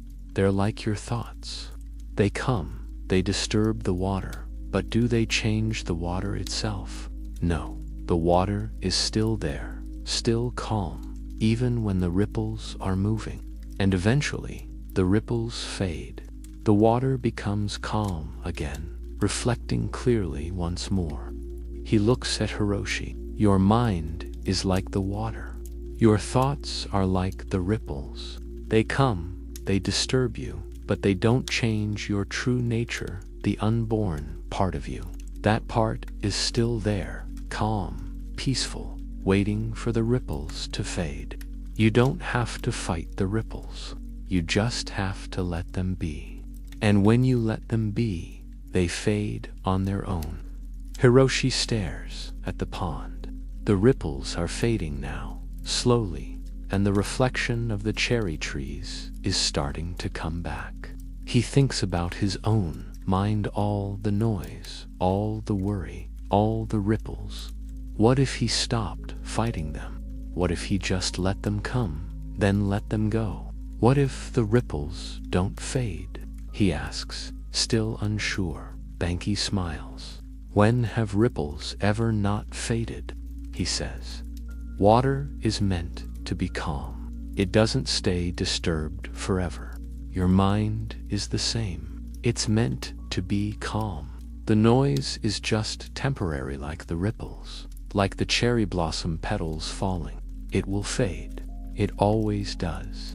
They sit down on the edge of the pond, side by side, and watch the water. A cherry blossom petal falls into the pond, floating on the surface, and Hiroshi watches it drift, carried by the small currents. He thinks about his thoughts, how they drift, to if he lets them. He thinks about the unborn, his true nature, calm, unchanging. For a minute, he doesn't think about the past or the future. He just thinks about the petal, the water, the warm sun on his face. And in that minute, he feels it, the calm, soft, gentle, like a hug. It's not a big, loud calm. It's a small one, quiet, but it's there. He feels it in his chest, in his hands, in the way his breath slows down, deepens. I think I feel it, he says, quietly. Banki nods, his smile widening. It's always been there, he says. You just had to stop looking for it. The unborn isn't something you find. It's something you remember, something you realize has been with you all along. Over the next few weeks, Hiroshi practices what Banki taught him. When he meditates and his mind starts to race, he doesn't fight it. He doesn't try to clear his mind. He just notices the thoughts. There's a thought about the past. There's a thought about the future, and lets them be. He imagines them as cherry blossom petals, falling, then blowing away. as ripples on the pond, fading, then disappearing. At first, it's hard. He wants to grab the petals, to hold onto the ripples. But the more he practices, the easier it gets. The more he lets the thoughts come and go, the quieter his mind becomes, the calmer he feels. One morning, he's meditating under a cherry tree when a thought comes about a mistake he made as a child, something he'd done that had hurt his little sister. Normally, this thought would make him feel guilty, would make his chest tight, would lead to more thoughts. I'm a bad person. I'll never be good enough. But today, he just notices it. There's a thought about my sister, he thinks, and then he lets it go. He watches it drift like a petal and fade, and he realizes something. The thought is just a thought. It's not a reflection of who he is. It's not something that defines him. It's just a memory, a ripple, a petal. It doesn't have to control him. He opens his eyes and looks up at the cherry tree. Petals are falling, soft and slow, and the sun is shining through the branches. He takes a deep breath and he smiles. For the first time in a long time, he doesn't feel tired. He feels light, like a weight has been lifted. He goes to find Banky, who is working in the garden, again weeding the daisies. Master Banky, he says, I did it. I let the thought go. I didn't fight it. I just let it be, and it faded. And I felt the calm. The unborn Banky stands up, wipes his hands, and claps Hiroshi on the shoulder. Good, he says. But remember, this isn't a one-time thing. The thoughts will come back. The ripples will come back. The cherry petals will keep falling. But now you know what to do. You know to let them be. You know that your true nature is calm, unchanging, unborn. Hiroshi nods. He knows Banky is right. The noise won't go away forever. But now, he knows he doesn't have to be afraid of it. He knows he doesn't have to fight it. He knows that the calm is always there under the noise, waiting for him to remember it. That evening, the monks gather in the courtyard for dinner. They sit on straw mats, eating rice and vegetables, and talk softly. Hiroshi sits next to Banky, and he listens to the other monks talk about their day, about the cherry blossoms, about small, simple things. He doesn't think about the past or the future. He just listens. He just is. And he feels the unborn, his true nature, calm, peaceful, free. That's the wisdom of Banky's unborn. That your true self is not the noise of your thoughts, not the pain of your past, not the worry of your future. It's the calm underneath it, all the part of you that was never born and will never die, the part that's always been there, waiting for you to remember it. It's the part of you that's like the water in the pond, calm, even when ripples come. Like the cherry tree is steady, even when petals fall. Think about your own mind right now. All the thoughts that are racing through it, the to-do lists, the mistakes, the worries, the what-ifs. Imagine them as cherry blossom petals, falling, then blowing away, as ripples on a pond, fading, then disappearing. Now, imagine the calm underneath the unborn part of you. It's there. You can feel it if you stop fighting the noise, if you stop holding on to the petals, the ripples, the thoughts. You don't have to be a monk to feel it. You don't have to meditate for hours. You just have to stop. Stop rushing. Stop fighting. Stop looking for calm somewhere else. It's right there, in you, waiting. The sun is setting now, painting the sky in shades of orange and pink, and the cherry blossoms are still falling, soft and slow. Banky and Hiroshi sit together in the garden, watching the sunset, listening to the stream gurgle. The birds sing their evening songs. No one talks. There's no need to. The calm is enough. Stay with that calm for a little while. Let the image of the cherry blossoms falling, the pond rippling, the sun setting stay with you. Let your breath slow down, deepening, matching the rhythm of the stream. Breathe in and feel the unborn part of Youthicom, the peace, the true you. Breathe out and let the noise fade, just a little. There's no hurry, no rush. Just this moment and the quiet wisdom of Banki's unborn, the wisdom that your true nature is calm, unchanging, and always with you. Let the calm of Banki's cherry blossom garden linger, the soft fall of petals, the quiet ripple of the pond, the warmth of sunset on Hiroshi's face. Then let that scene flow, like the stream through the temple grounds, to a wide, slow-moving river that winds through a small village. It's early morning here, the kind of morning where the air is crisp but not cold, and the sky is a pale, soft blue. The river is quiet, its surface smooth as glass, reflecting the clouds that drift slowly overhead. Along the bank, tall reeds grow, their green leaves swaying gently in the light breeze. A few birds sit on the reeds, preening their feathers, and every now and then a fish jumps, making a small splash that ripples across the water before fading away near the edge of the river.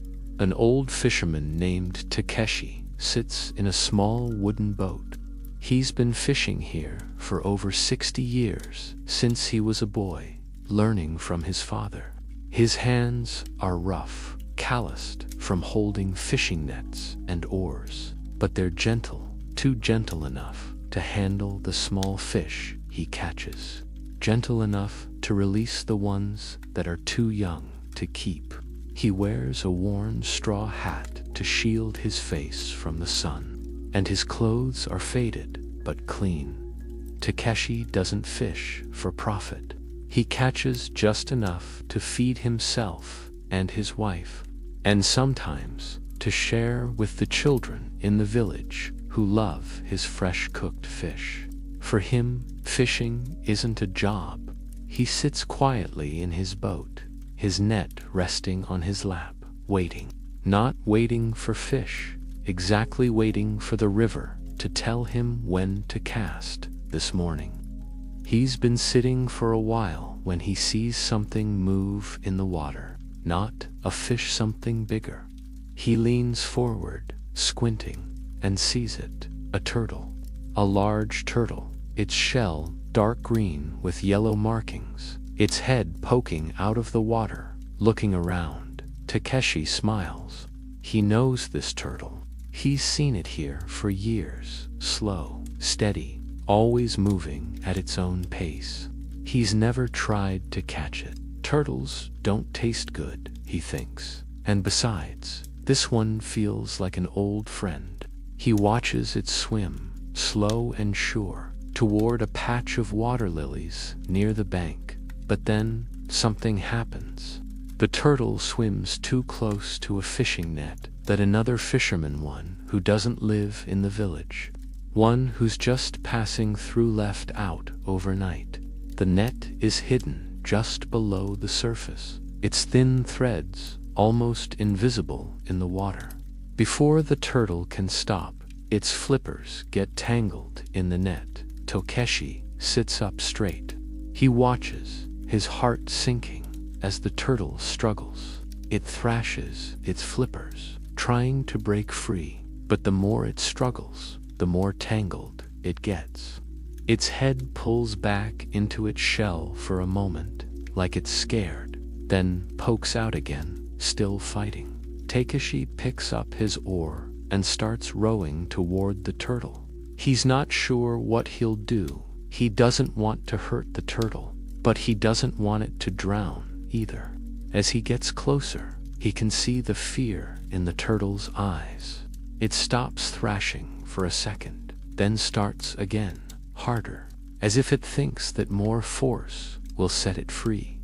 "Easy now," Takashi whispers, even though he knows the turtle can't hear him. "Easy. Fighting won't help." He leans over the side of the boat, careful not to tip it, and gets a better look at the net. The turtle's front flippers are tangled in the threads, and one of its back flippers is caught too. Every time it moves, the threads pull tighter, digging into its skin. Takeshi reaches into his pocket and pulls out a small knife, the same knife he uses to clean fish. He's about to cut the net when he pauses, because something strange is happening. The turtle has stopped thrashing. It's stopped fighting. It's sitting still, its head out of its shell, looking at the net. For a minute, Takeshi thinks it's given up. He feels sad that this old friend is going to die. Sad that he didn't get here faster. But then, he sees it. The turtle starts to move, but not in the way it was before. It's not thrashing. It's moving slowly, carefully. First, it pulls one of its front flippers back, gently, not hard. The net is tight, but the turtle doesn't force it. It wiggles the flipper a little, side to side, like it's testing the threads. Then, it turns its body slightly, just a fraction of an inch, and pulls the flipper again slowly, gently. A small thread breaks. The turtle doesn't stop. It moves to the other front flipper, doing the same things, low, gentle movements, wiggling, turning, pulling. Another thread breaks, then another. Takeshi watches, amazed, as the turtle works at the net, not with force, but with patience. With cleverness, it takes a long time, longer than Takeshi expects. The sun rises higher in the sky, and the birds start singing louder. But the turtle doesn't rush. It moves at its own pace, calm, steady, never panicking. Every time it seems like it's stuck, it pauses, as if thinking, then tries a different movement. Finally, after what feels like hours, the last thread breaks. The turtle's flippers are free. It pauses for a second, as if catching its breath, then swims away slow, steady, back toward the water lilies. It doesn't look back. It just keeps going, like nothing ever happened. Takeshi sits there, his knife still in his hand, staring at the empty net. He's been fishing for 60 years, but he's never seen anything like that. A turtle, trapped, not fighting with force, but with patience. With wisdom, he puts his knife back in his pocket and picks up his oar. He rows back to the bank, his mind still on the turtle. He thinks about the way it struggled at first, how it fought, how it panicked, how it only made things worse. Then he thinks about the way it stopped, how it calmed down, how it found a way to break free without force.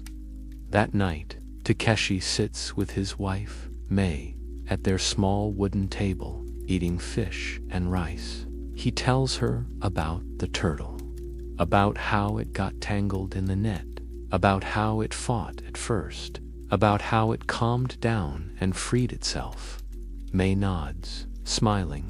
That turtle is wiser than many people, she says. People get trapped, too trapped in anger, trapped in worry, trapped in problems they can't solve. And what do? They fight, they panic, they try to force things, and they only get more tangled. But the turtle, he knew better. He knew that calm is stronger than force, that patience is stronger than panic. Takeshi thinks about that. He thinks about the villagers. He knows about the man who gets angry when his crops don't grow, and yells at the sky, but never thinks to water them more. About the woman who worries about her son, who's away at school and lies awake at night, but never thinks to write him a letter. About the children who fight over toys, pulling and pushing, but never think to share. He thinks about himself, too. When he was young, he used to get frustrated when he didn't catch any fish. He'd cast his net over and over, faster and faster, getting angrier every time. But his father would tell him, Takeshi, the river doesn't care about your anger. It moves at its own pace. You have to move with it, not against it.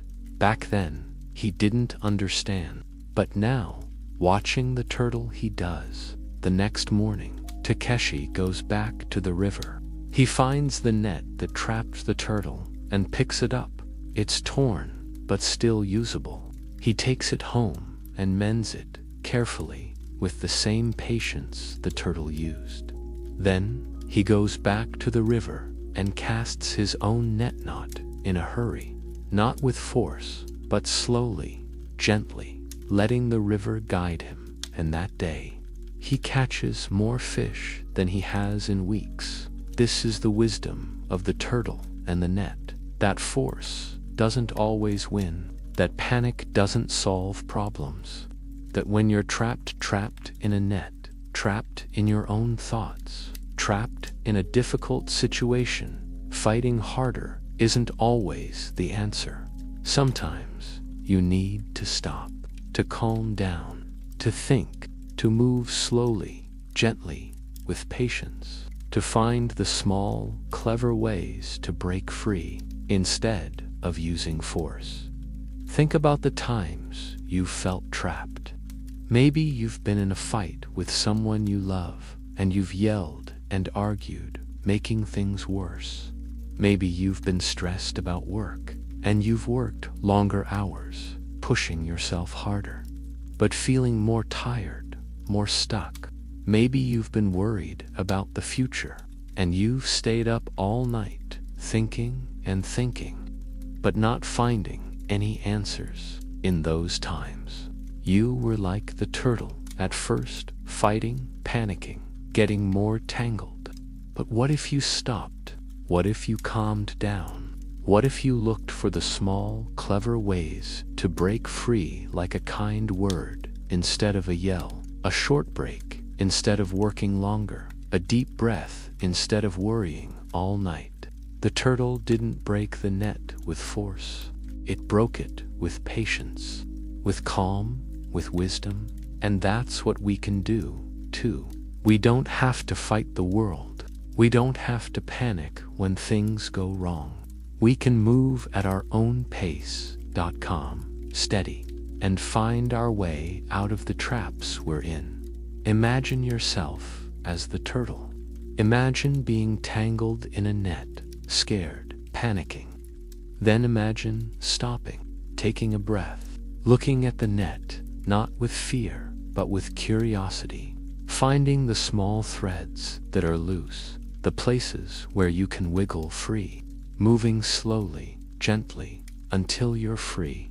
That's the peace in a noisy world, not fighting the noise, but moving through it with calm, not panicking when things go wrong, but trusting that you have the wisdom to find your way out, not forcing things, but letting patience guide you. The river is quiet now, the sun setting over the bank. Takeshi is sitting in his boat, watching the water, his net resting on his lap. He sees the turtle again, swimming near the water lilies, slow and steady. He smiles. He doesn't cast his net. He just sits there, watching, feeling the calm of the river, feeling the wisdom of the turtle. Stay with that calm for a little while. Let the image of the turtle swimming free, the river smooth as glass, the sunset painting the sky, stay with you. Let your breath slow down, deepening, matching the rhythm of the river. Breathe in and feel the patience of the turtle. Breathe out and let go of the panic, the force, the fight. There's no hurry, no rush, just this moment, and the quiet wisdom of the turtle, and the net the wisdom that calm and patience are stronger than force, and that you always have the wisdom to find your way free. Let the calm of the river linger, the image of the turtle swimming free, Takeshi sitting quietly in his boat, the sunset painting the water in soft hues. Then let that scene fade like the last light of day, as we move to a bustling Zen temple in the heart of a small city. It's midday here, but the temple's main hall is cool, shaded by tall wooden beams that have been polished smooth by time. The air smells of sandalwood incense, thick and warm, and the only sounds are the soft rustle of monks' robes and the distant clink of a wooden fish being struck in the kitchen. Rows of straw mats cover the stone floor, and on each mat sits a monk, their backs straight, their eyes closed, their breath slow and steady. They're meditating, as they do every day at this time, seeking calm, seeking clarity, seeking to quiet the noise of their minds. At the front of the hall, sitting on a slightly raised platform, is Lingi.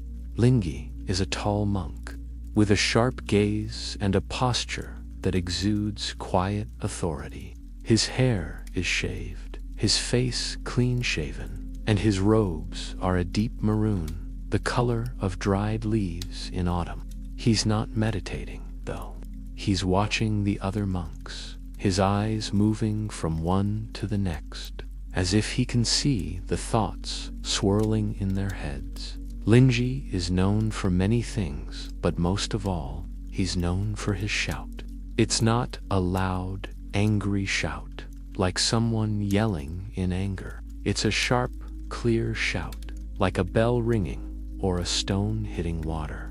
A shout that cuts through the noise of the mind, that jolts you awake from the daydreams and worries that keep you trapped in your own thoughts. The monks call it Lingi's wake-up call, and while it can be startling, they know it's a gift meant to help them see beyond their own minds, to touch the calm that lies beneath the noise.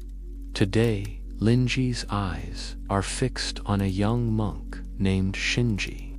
Shinji has been at the temple for a year, and he's a dedicated student. He meditates for hours every day. He studies the sutras until his eyes are tired. He asks thoughtful questions during teachings. But there's a problem. Shinji thinks too much. He overthinks his meditation, overthinks his studies, overthinks every word that comes out of his mouth. He's always looking for the right way to meditate, the right way to understand the sutras, the right way to be a monk. And all that thinking, all that searching for right, has left him feeling stuck in his own head, stuck in a loop of doubt and worry right now. Shinji is sitting cross-legged on his mat, his eyes closed, but his brow is furrowed. His hands are clenched into tight fists in his lap, and his breath is fast, uneven. He's not meditating, he's thinking about meditating, thinking about whether his posture is right, whether his breath is deep enough, whether he's doing it correctly, thinking about all the things he's doing wrong. Lingi watches him for a few minutes, his gaze soft but sharp. Then he leans forward slightly, takes a deep breath, and shouts.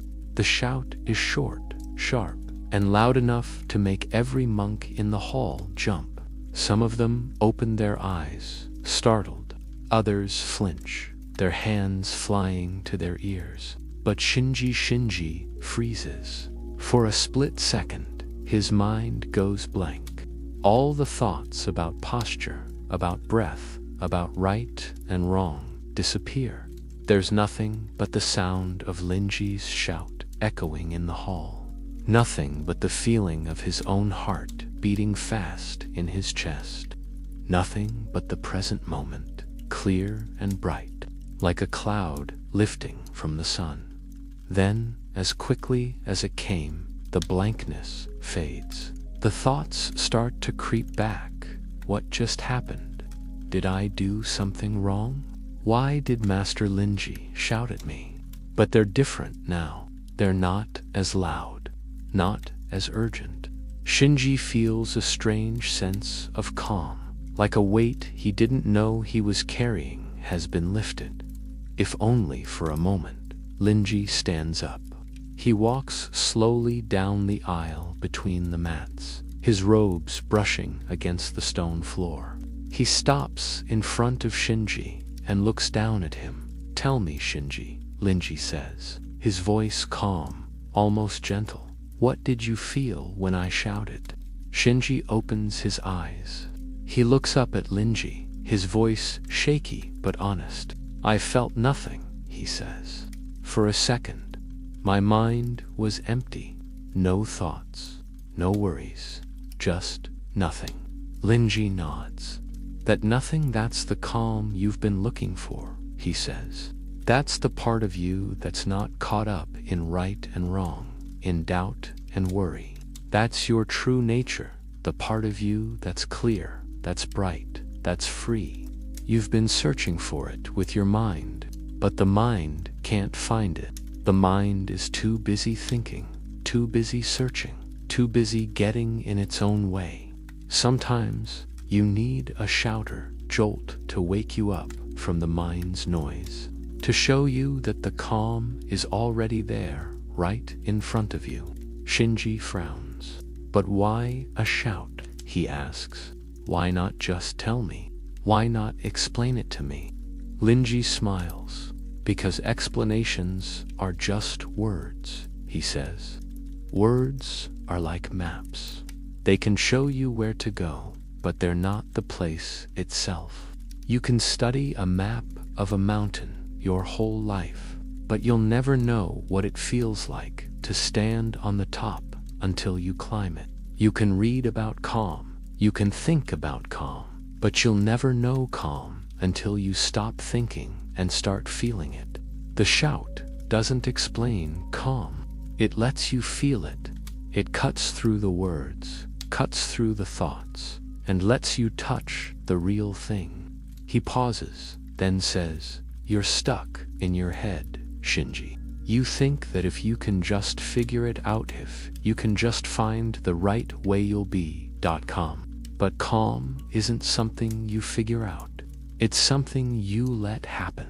It's something you feel when you stop thinking about feeling it." The shout was just a way to stop your thinking, if only for a second, to let you see that the calm is already there, waiting for you to stop looking for it. Shinji sits quiet, thinking about Linji's words. He thinks about the moment after the shout, the blankness, the calm, the sense of freedom.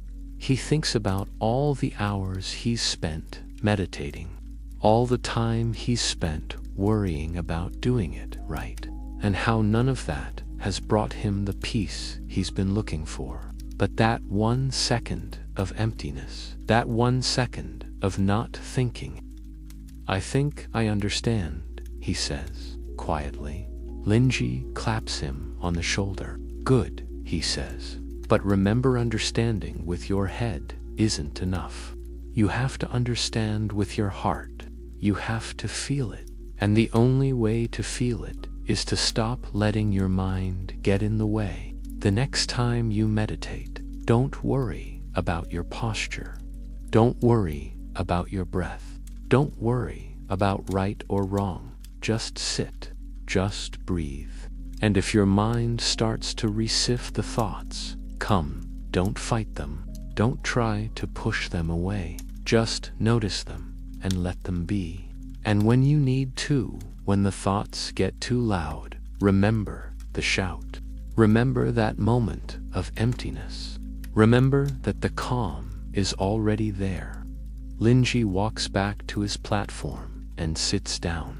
The monks close their eyes again, and the hall falls quiet once more. Shinji closes his eyes to He takes a deep breath, and this time he doesn't worry about whether it's deep enough. He just breathes. When a thought comes, am I doing this right? He doesn't cling to it. He doesn't fight it.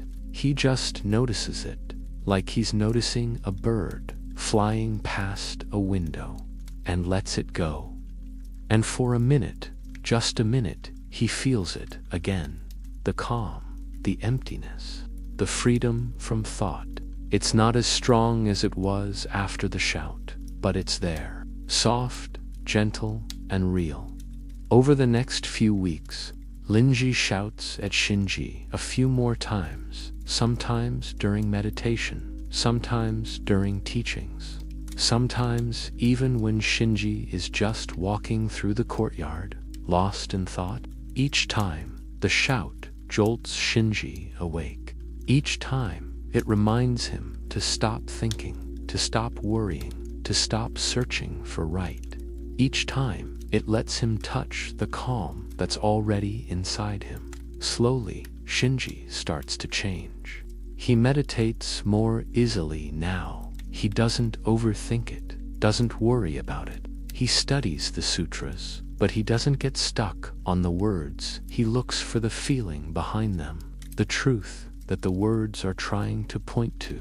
He talks to the other monks more, not to ask questions about right and wrong, but to share stories, to laugh, to just be with them. He's still a dedicated student, but he's no longer stuck. He's free from the noise of his own mind, free to feel the calm that's been there all along.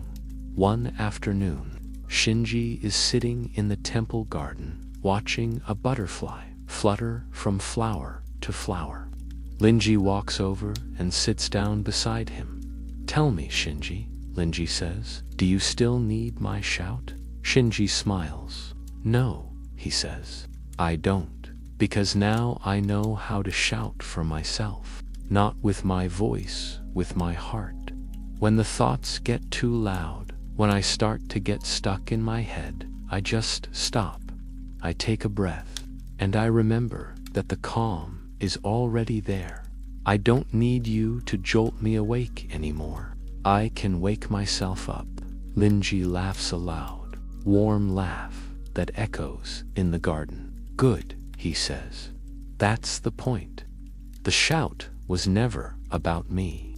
It was about you, about helping you find your own way to wake up, to find your own way to the calm." They sit there for a while, watching the butterfly.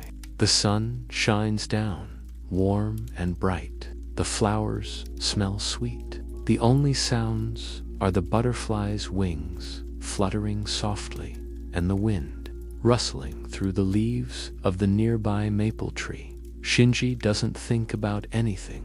He just sits, just breathes, just feels the moment, and that's enough. This is the wisdom of Linji's shout, that the calm we're looking for isn't something we have to find outside of ourselves.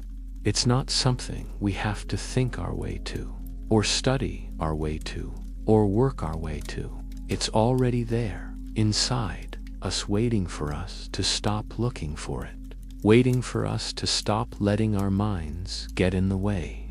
Sometimes we need a jolt, a shout, a surprise, a moment of emptiness to wake us up from the noise of our thoughts, to show us that the calm is already there, clear and bright. If we just let ourselves see it. Think about the times you felt stuck in your own head, times when you've overthought a decision, over-worried about a problem, over-analyzed a conversation, times when you've been so busy thinking about the past or the future that you've missed the present moment. In those times, you've been like Shinji, searching for calm with your mind, but not finding it. But what if you gave yourself a shout? Not a loud one, like Linji's, but a quiet one, a moment of stillness, a deep breath, a decision to stop thinking just for a second. What if you let yourself feel the emptiness, the calm, that's already there. You don't need someone else to shout at you. You can wake yourself up. You can stop the noise of your mind. You can touch the calm that's inside you if you just let yourself. Imagine yourself sitting in the temple hall like Shinji. Imagine closing your eyes, taking a deep breath, and feeling the thoughts start to race. Then, imagine giving yourself a shout, a quiet reminder to stop, to breathe, to let the thoughts go. And imagine feeling that moment of emptiness, the calm, the clarity, the freedom. That's the peace in a noisy world. Not waiting for someone else to wake you up, but waking yourself up. Not searching for calm outside of yourself, but finding it inside. Not letting your mind get in the way, but letting yourself feel the present moment, clear and bright. The temple hall is quiet now. The monks are still meditating, their breath slow and steady. Linji is sitting on his platform, watching them, a small smile on his face. Shinji is sitting on his mat, his eyes closed, his hands loose in his lap, his breath calm. No one is shouting. No one is thinking. No one is searching. They're just being. Stay with that feeling of being, of calm, of freedom from thought for a little while. Let the image of the temple hall, quiet and peaceful, stay with you. Let your breath slow down, deepening, matching the breath of the monks. Breathe in and feel the calm inside you. Breathe out and let the noise of your mind fade away. There's no hurry, no rush, just this moment and the quiet wisdom of Linji's shout, the wisdom that the calm is already there, and you have everything you need to wake up and see it. Let the quiet of Linji's temple hall stay with you, the soft breath of meditating monks. Shinji's calm stillness, the warmth of the sun filtering through wooden beams. Then let that scene drift, like a leaf carried by a gentle wind, to a small tea house tucked into the side of a mountain. It's late afternoon here, the kind of time when the sun dips low enough to paint the mountain peaks in honey gold, and the air carries a crispness that makes you want to wrap your hands around something warm. The tea house is made of dark wood, its windows framed with strings of dried chrysanthemums that sway softly in the breeze. A wooden sign hangs above the door, carved with two simple characters, "Quiet Haven." Inside, the space is small, just a few low tables with bamboo chairs, a stone fireplace in the corner, cold now, but still holding the faint scent of last night's fire, and shelves lined with clay teapots and cups of all shapes and sizes. The only person inside, besides the old Zen master who runs the place, is a traveler named Ren. Ren has been walking for weeks, moving from village to village, town to town, carrying a leather bag filled with clothes, a journal, and a heart heavy with worry. He's a writer, or at least he's trying to be. He's been working on a book for years. A story, he says, needs to be told, but he's stuck on the plot, stuck on the words, stuck on the fear that it will never be good enough. He's also stuck on a fight he had with his sister before he left, words said in anger, things he wishes he could take back, but can't, and he's stuck on the weight of what others think. Will his parents be proud? Will anyone even read his book? Will he ever feel like he's done enough? Ren heard about the tea house from a villager at the foot of the mountain. The old Zen master there knows things, the villager said. Not the kind of things you read in books, things about the heart. Go talk to him. He'll pour you a cup of tea, and you'll leave feeling lighter. So Ren climbed the mountain, his legs aching, his mind racing with all the same worries that have followed him for weeks. When he pushed open the tea house door, the first thing he noticed was the smell freshly brewed green tea, mixed with the earthy scent of sandalwood and the sweet faintness of the chrysanthemums outside. The second thing he noticed was the Zen master, a small, silver-haired man in a plain gray robe, sitting at the counter, polishing a clay teacup with a soft cloth. "Come in," the Zen master said, without looking up. His voice was like warm honey, thick, calm, and gentle. "Sit, I'll make you some tea." Ren sat down at a table near the window, setting his leather bag on the floor beside him. He watched the Zen master move, slow, deliberate, every action filled with purpose. The Zen master took a small clay teapot from the shelf, then a tin of green tea leaves, and a single clay cup, small, unglazed, with a faint crack running down one side. He set the cup on the table in front of Ren, then turned to the kettle on the stove, a cast iron one, whistling softly as the water inside boiled. Ren cleared his throat, eager to speak, to pour out all his worries, all his stuckness, all the noise in his head. "Master," he said, "I need your help. I'm a writer, and I can't finish my book. I'm scared it's not good enough, and I fought with my sister, and I don't know how to fix it. And I feel like my mind is full of thoughts, full of fear, full of everything, and I can't find any space to breathe. I can't find any peace." The Zen master didn't look up. He was pouring hot water into the teapot, letting the tea leaves steep, the steam curling up into the air. "Let's wait for the tea," he said. Ren bit his lip. He wanted to push, to ask more questions, to beg for answers, but there was something in the Zen master's calm that made him pause. So he waited. He watched the steam rise, listened to the wind rustle the chrysanthemums outside, smelled the tea growing stronger, more fragrant. After a minute, the Zen master picked up the teapot. He lifted it over the cup in front of Ren, and then he poured. But the cup was already full, not with tea, but with something else. Ren's own thoughts, his own worries, his own stuckness. At least that's what it felt like.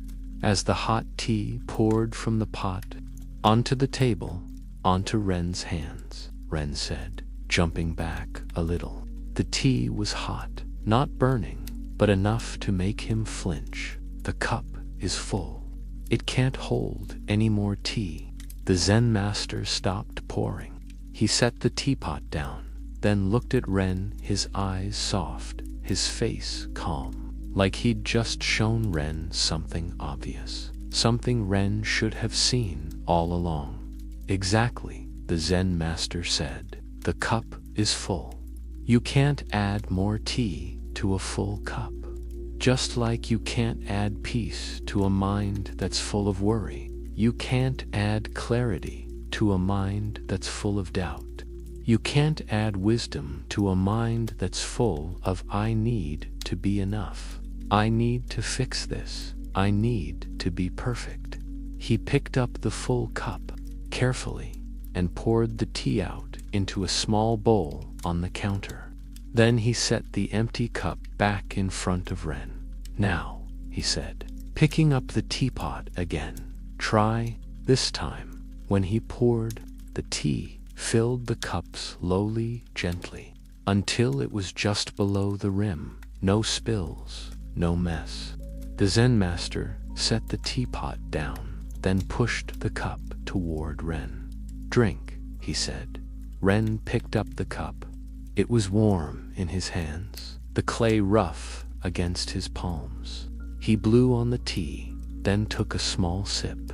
It was bitter at first, but then mellowed into something sweet, something that warmed him from the inside out, like a hug for his chest. The cup had to be empty first, the Zen master said as Ren sipped. Not because the tea wasn't good, or because the cup didn't want it, but because fullness leaves no room for new things. Your mind is like that cup, Ren. It's full of all the things you're holding onto, your fear of not being good enough, your guilt about your sister, your worry about what others think. Those things aren't bad, not exactly, but they're taking up space that peace needs to fit, space that clarity needs to fit, space that the words for your book need to fit. Ren set the cup down. He thought about what the Zen master said about the full cup, about his full mind. He thought about how he'd been carrying all these worries for weeks, like stones in his pocket, getting heavier and heavier. He thought about how he'd been trying to fix everything at once, his book, his sister, his own self, and how that trying had only made him more stuck. But how do I empty the cup? He asked. How do I let go of all these things? They feel like part of me. The Zen master smiled. You don't have to let go of them, not forever, he said. You just have to set them down for a little while. Think of your worries like a bag of stones.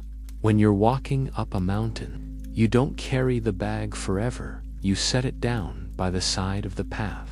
Take a break, catch your breath, then pick it up again if you need to. But if you never set it down, you'll never make it to the top. You'll never see the view. He picked up the empty bowl he'd poured the tea into earlier, then set it next to Ren's cup. Your mind is the path. Your worries are the stones. You can carry them, but you don't have to carry them all the time. When they get too heavy, when your mind feels full, like that cup, set them down. Write them in your journal. Talk to your sister. She's probably missing you as much as you're missing her. Stop asking, is this good enough?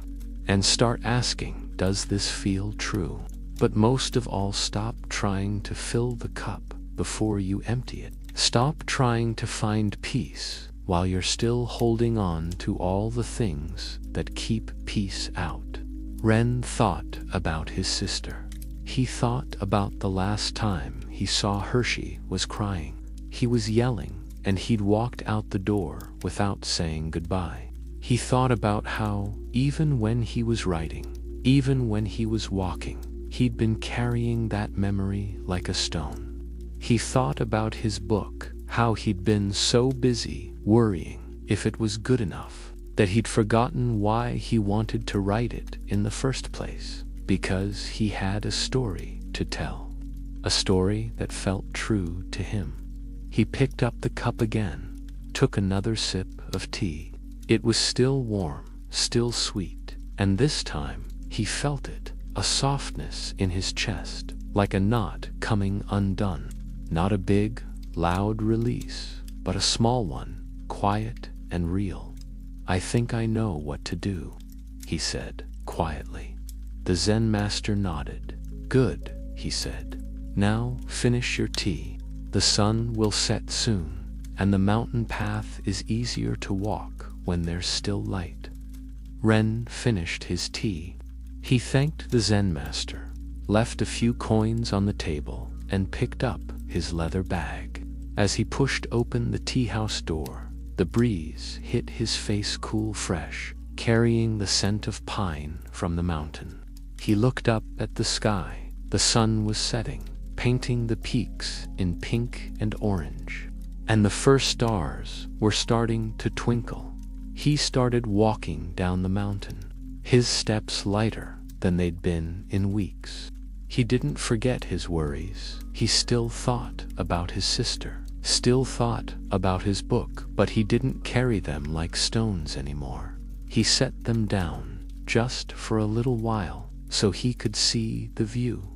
When he reached the village at the foot of the mountain, he found a small inn and asked for a room. He took out his journal and wrote a letter to his sister, short, honest, saying he was sorry, saying he missed her. Then he took out his notebook, the one with his book notes, and wrote the first sentence he'd written in weeks.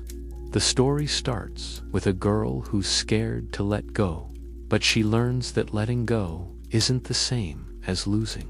It wasn't perfect, but it felt true, and in that moment, Ren felt it, the peace he'd been looking for. Not the kind of peace that comes from having all the answers or fixing all the mistakes, but the kind that comes from emptying the cup, from setting down the stones, from letting himself be exactly where he was, without worrying about where he needed to be. This is the wisdom of the cup and the tea. That peace isn't something you find by filling your life with more things, more words, more perfection, but by letting go of the things that keep peace out. It's about emptying the cup so you can fill it with something that matters. Truth, connection, quiet moments. The things that make your heart feel full in the right way. In a noisy world, a world that tells you to do more, be more, have more, the quietest, bravest thing you can do is empty the cup, to set down the stones, to stop trying to fill yourself up with what others want, and start filling yourself up with what you need. Think about your own cup right now. What's in it? Worries about work, guilt about something you said, fear of not being enough. Those things are heavy, aren't they? They take up space. Space that peace, that joy, that clarity needs to fit. You don't have to let them go forever. You just have to set them down for a little while. Take a deep breath. Look at the stars. Drink a cup of tea. Remember that you don't have to carry everything all the time. That emptying the cup isn't a failure. It's how you make room for the good things. The tea house is quiet now.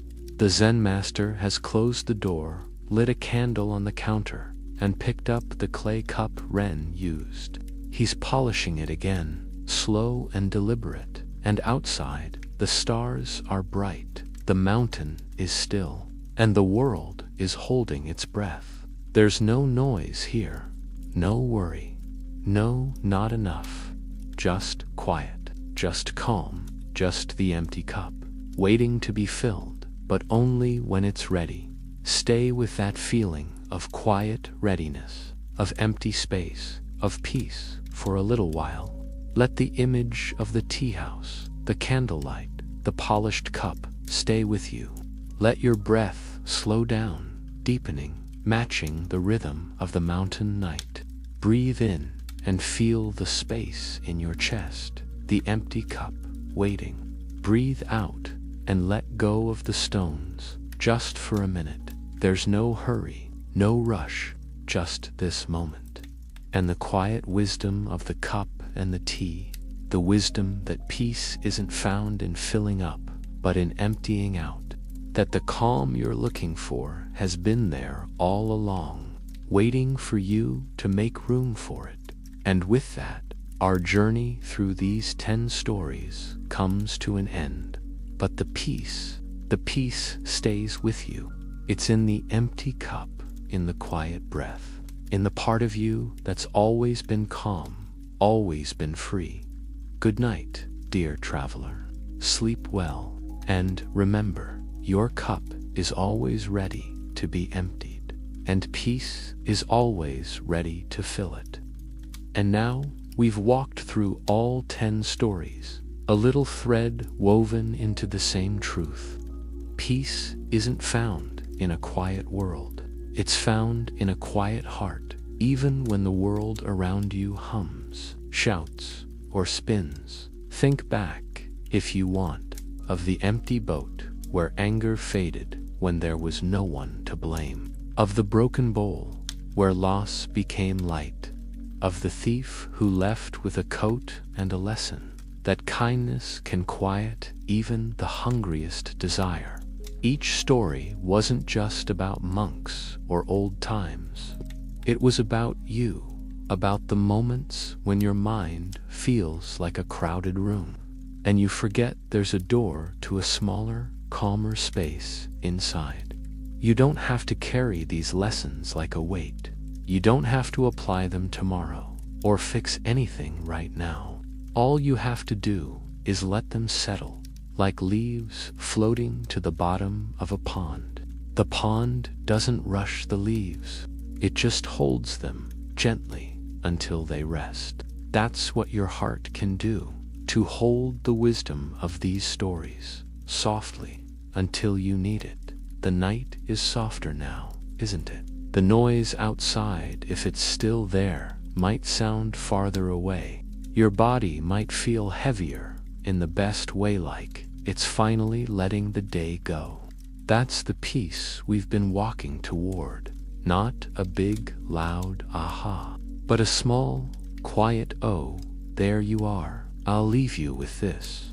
From the old Zen masters, peace is not the absence of noise, but the presence of stillness within. That stillness is yours, always. You don't have to find it. You just have to let it be. Now, let your eyes stay closed if they're shut. Let your breath slow, like the river in a quiet valley. Let sleep wrap around you like a soft blanket, warm, safe, and full of the quiet wisdom we've shared. There's nothing more you need to do tonight. Nothing more you need to be. Good night, dear friend. May your sleep be deep, and may you wake remembering that peace is right there in the quiet of your own heart.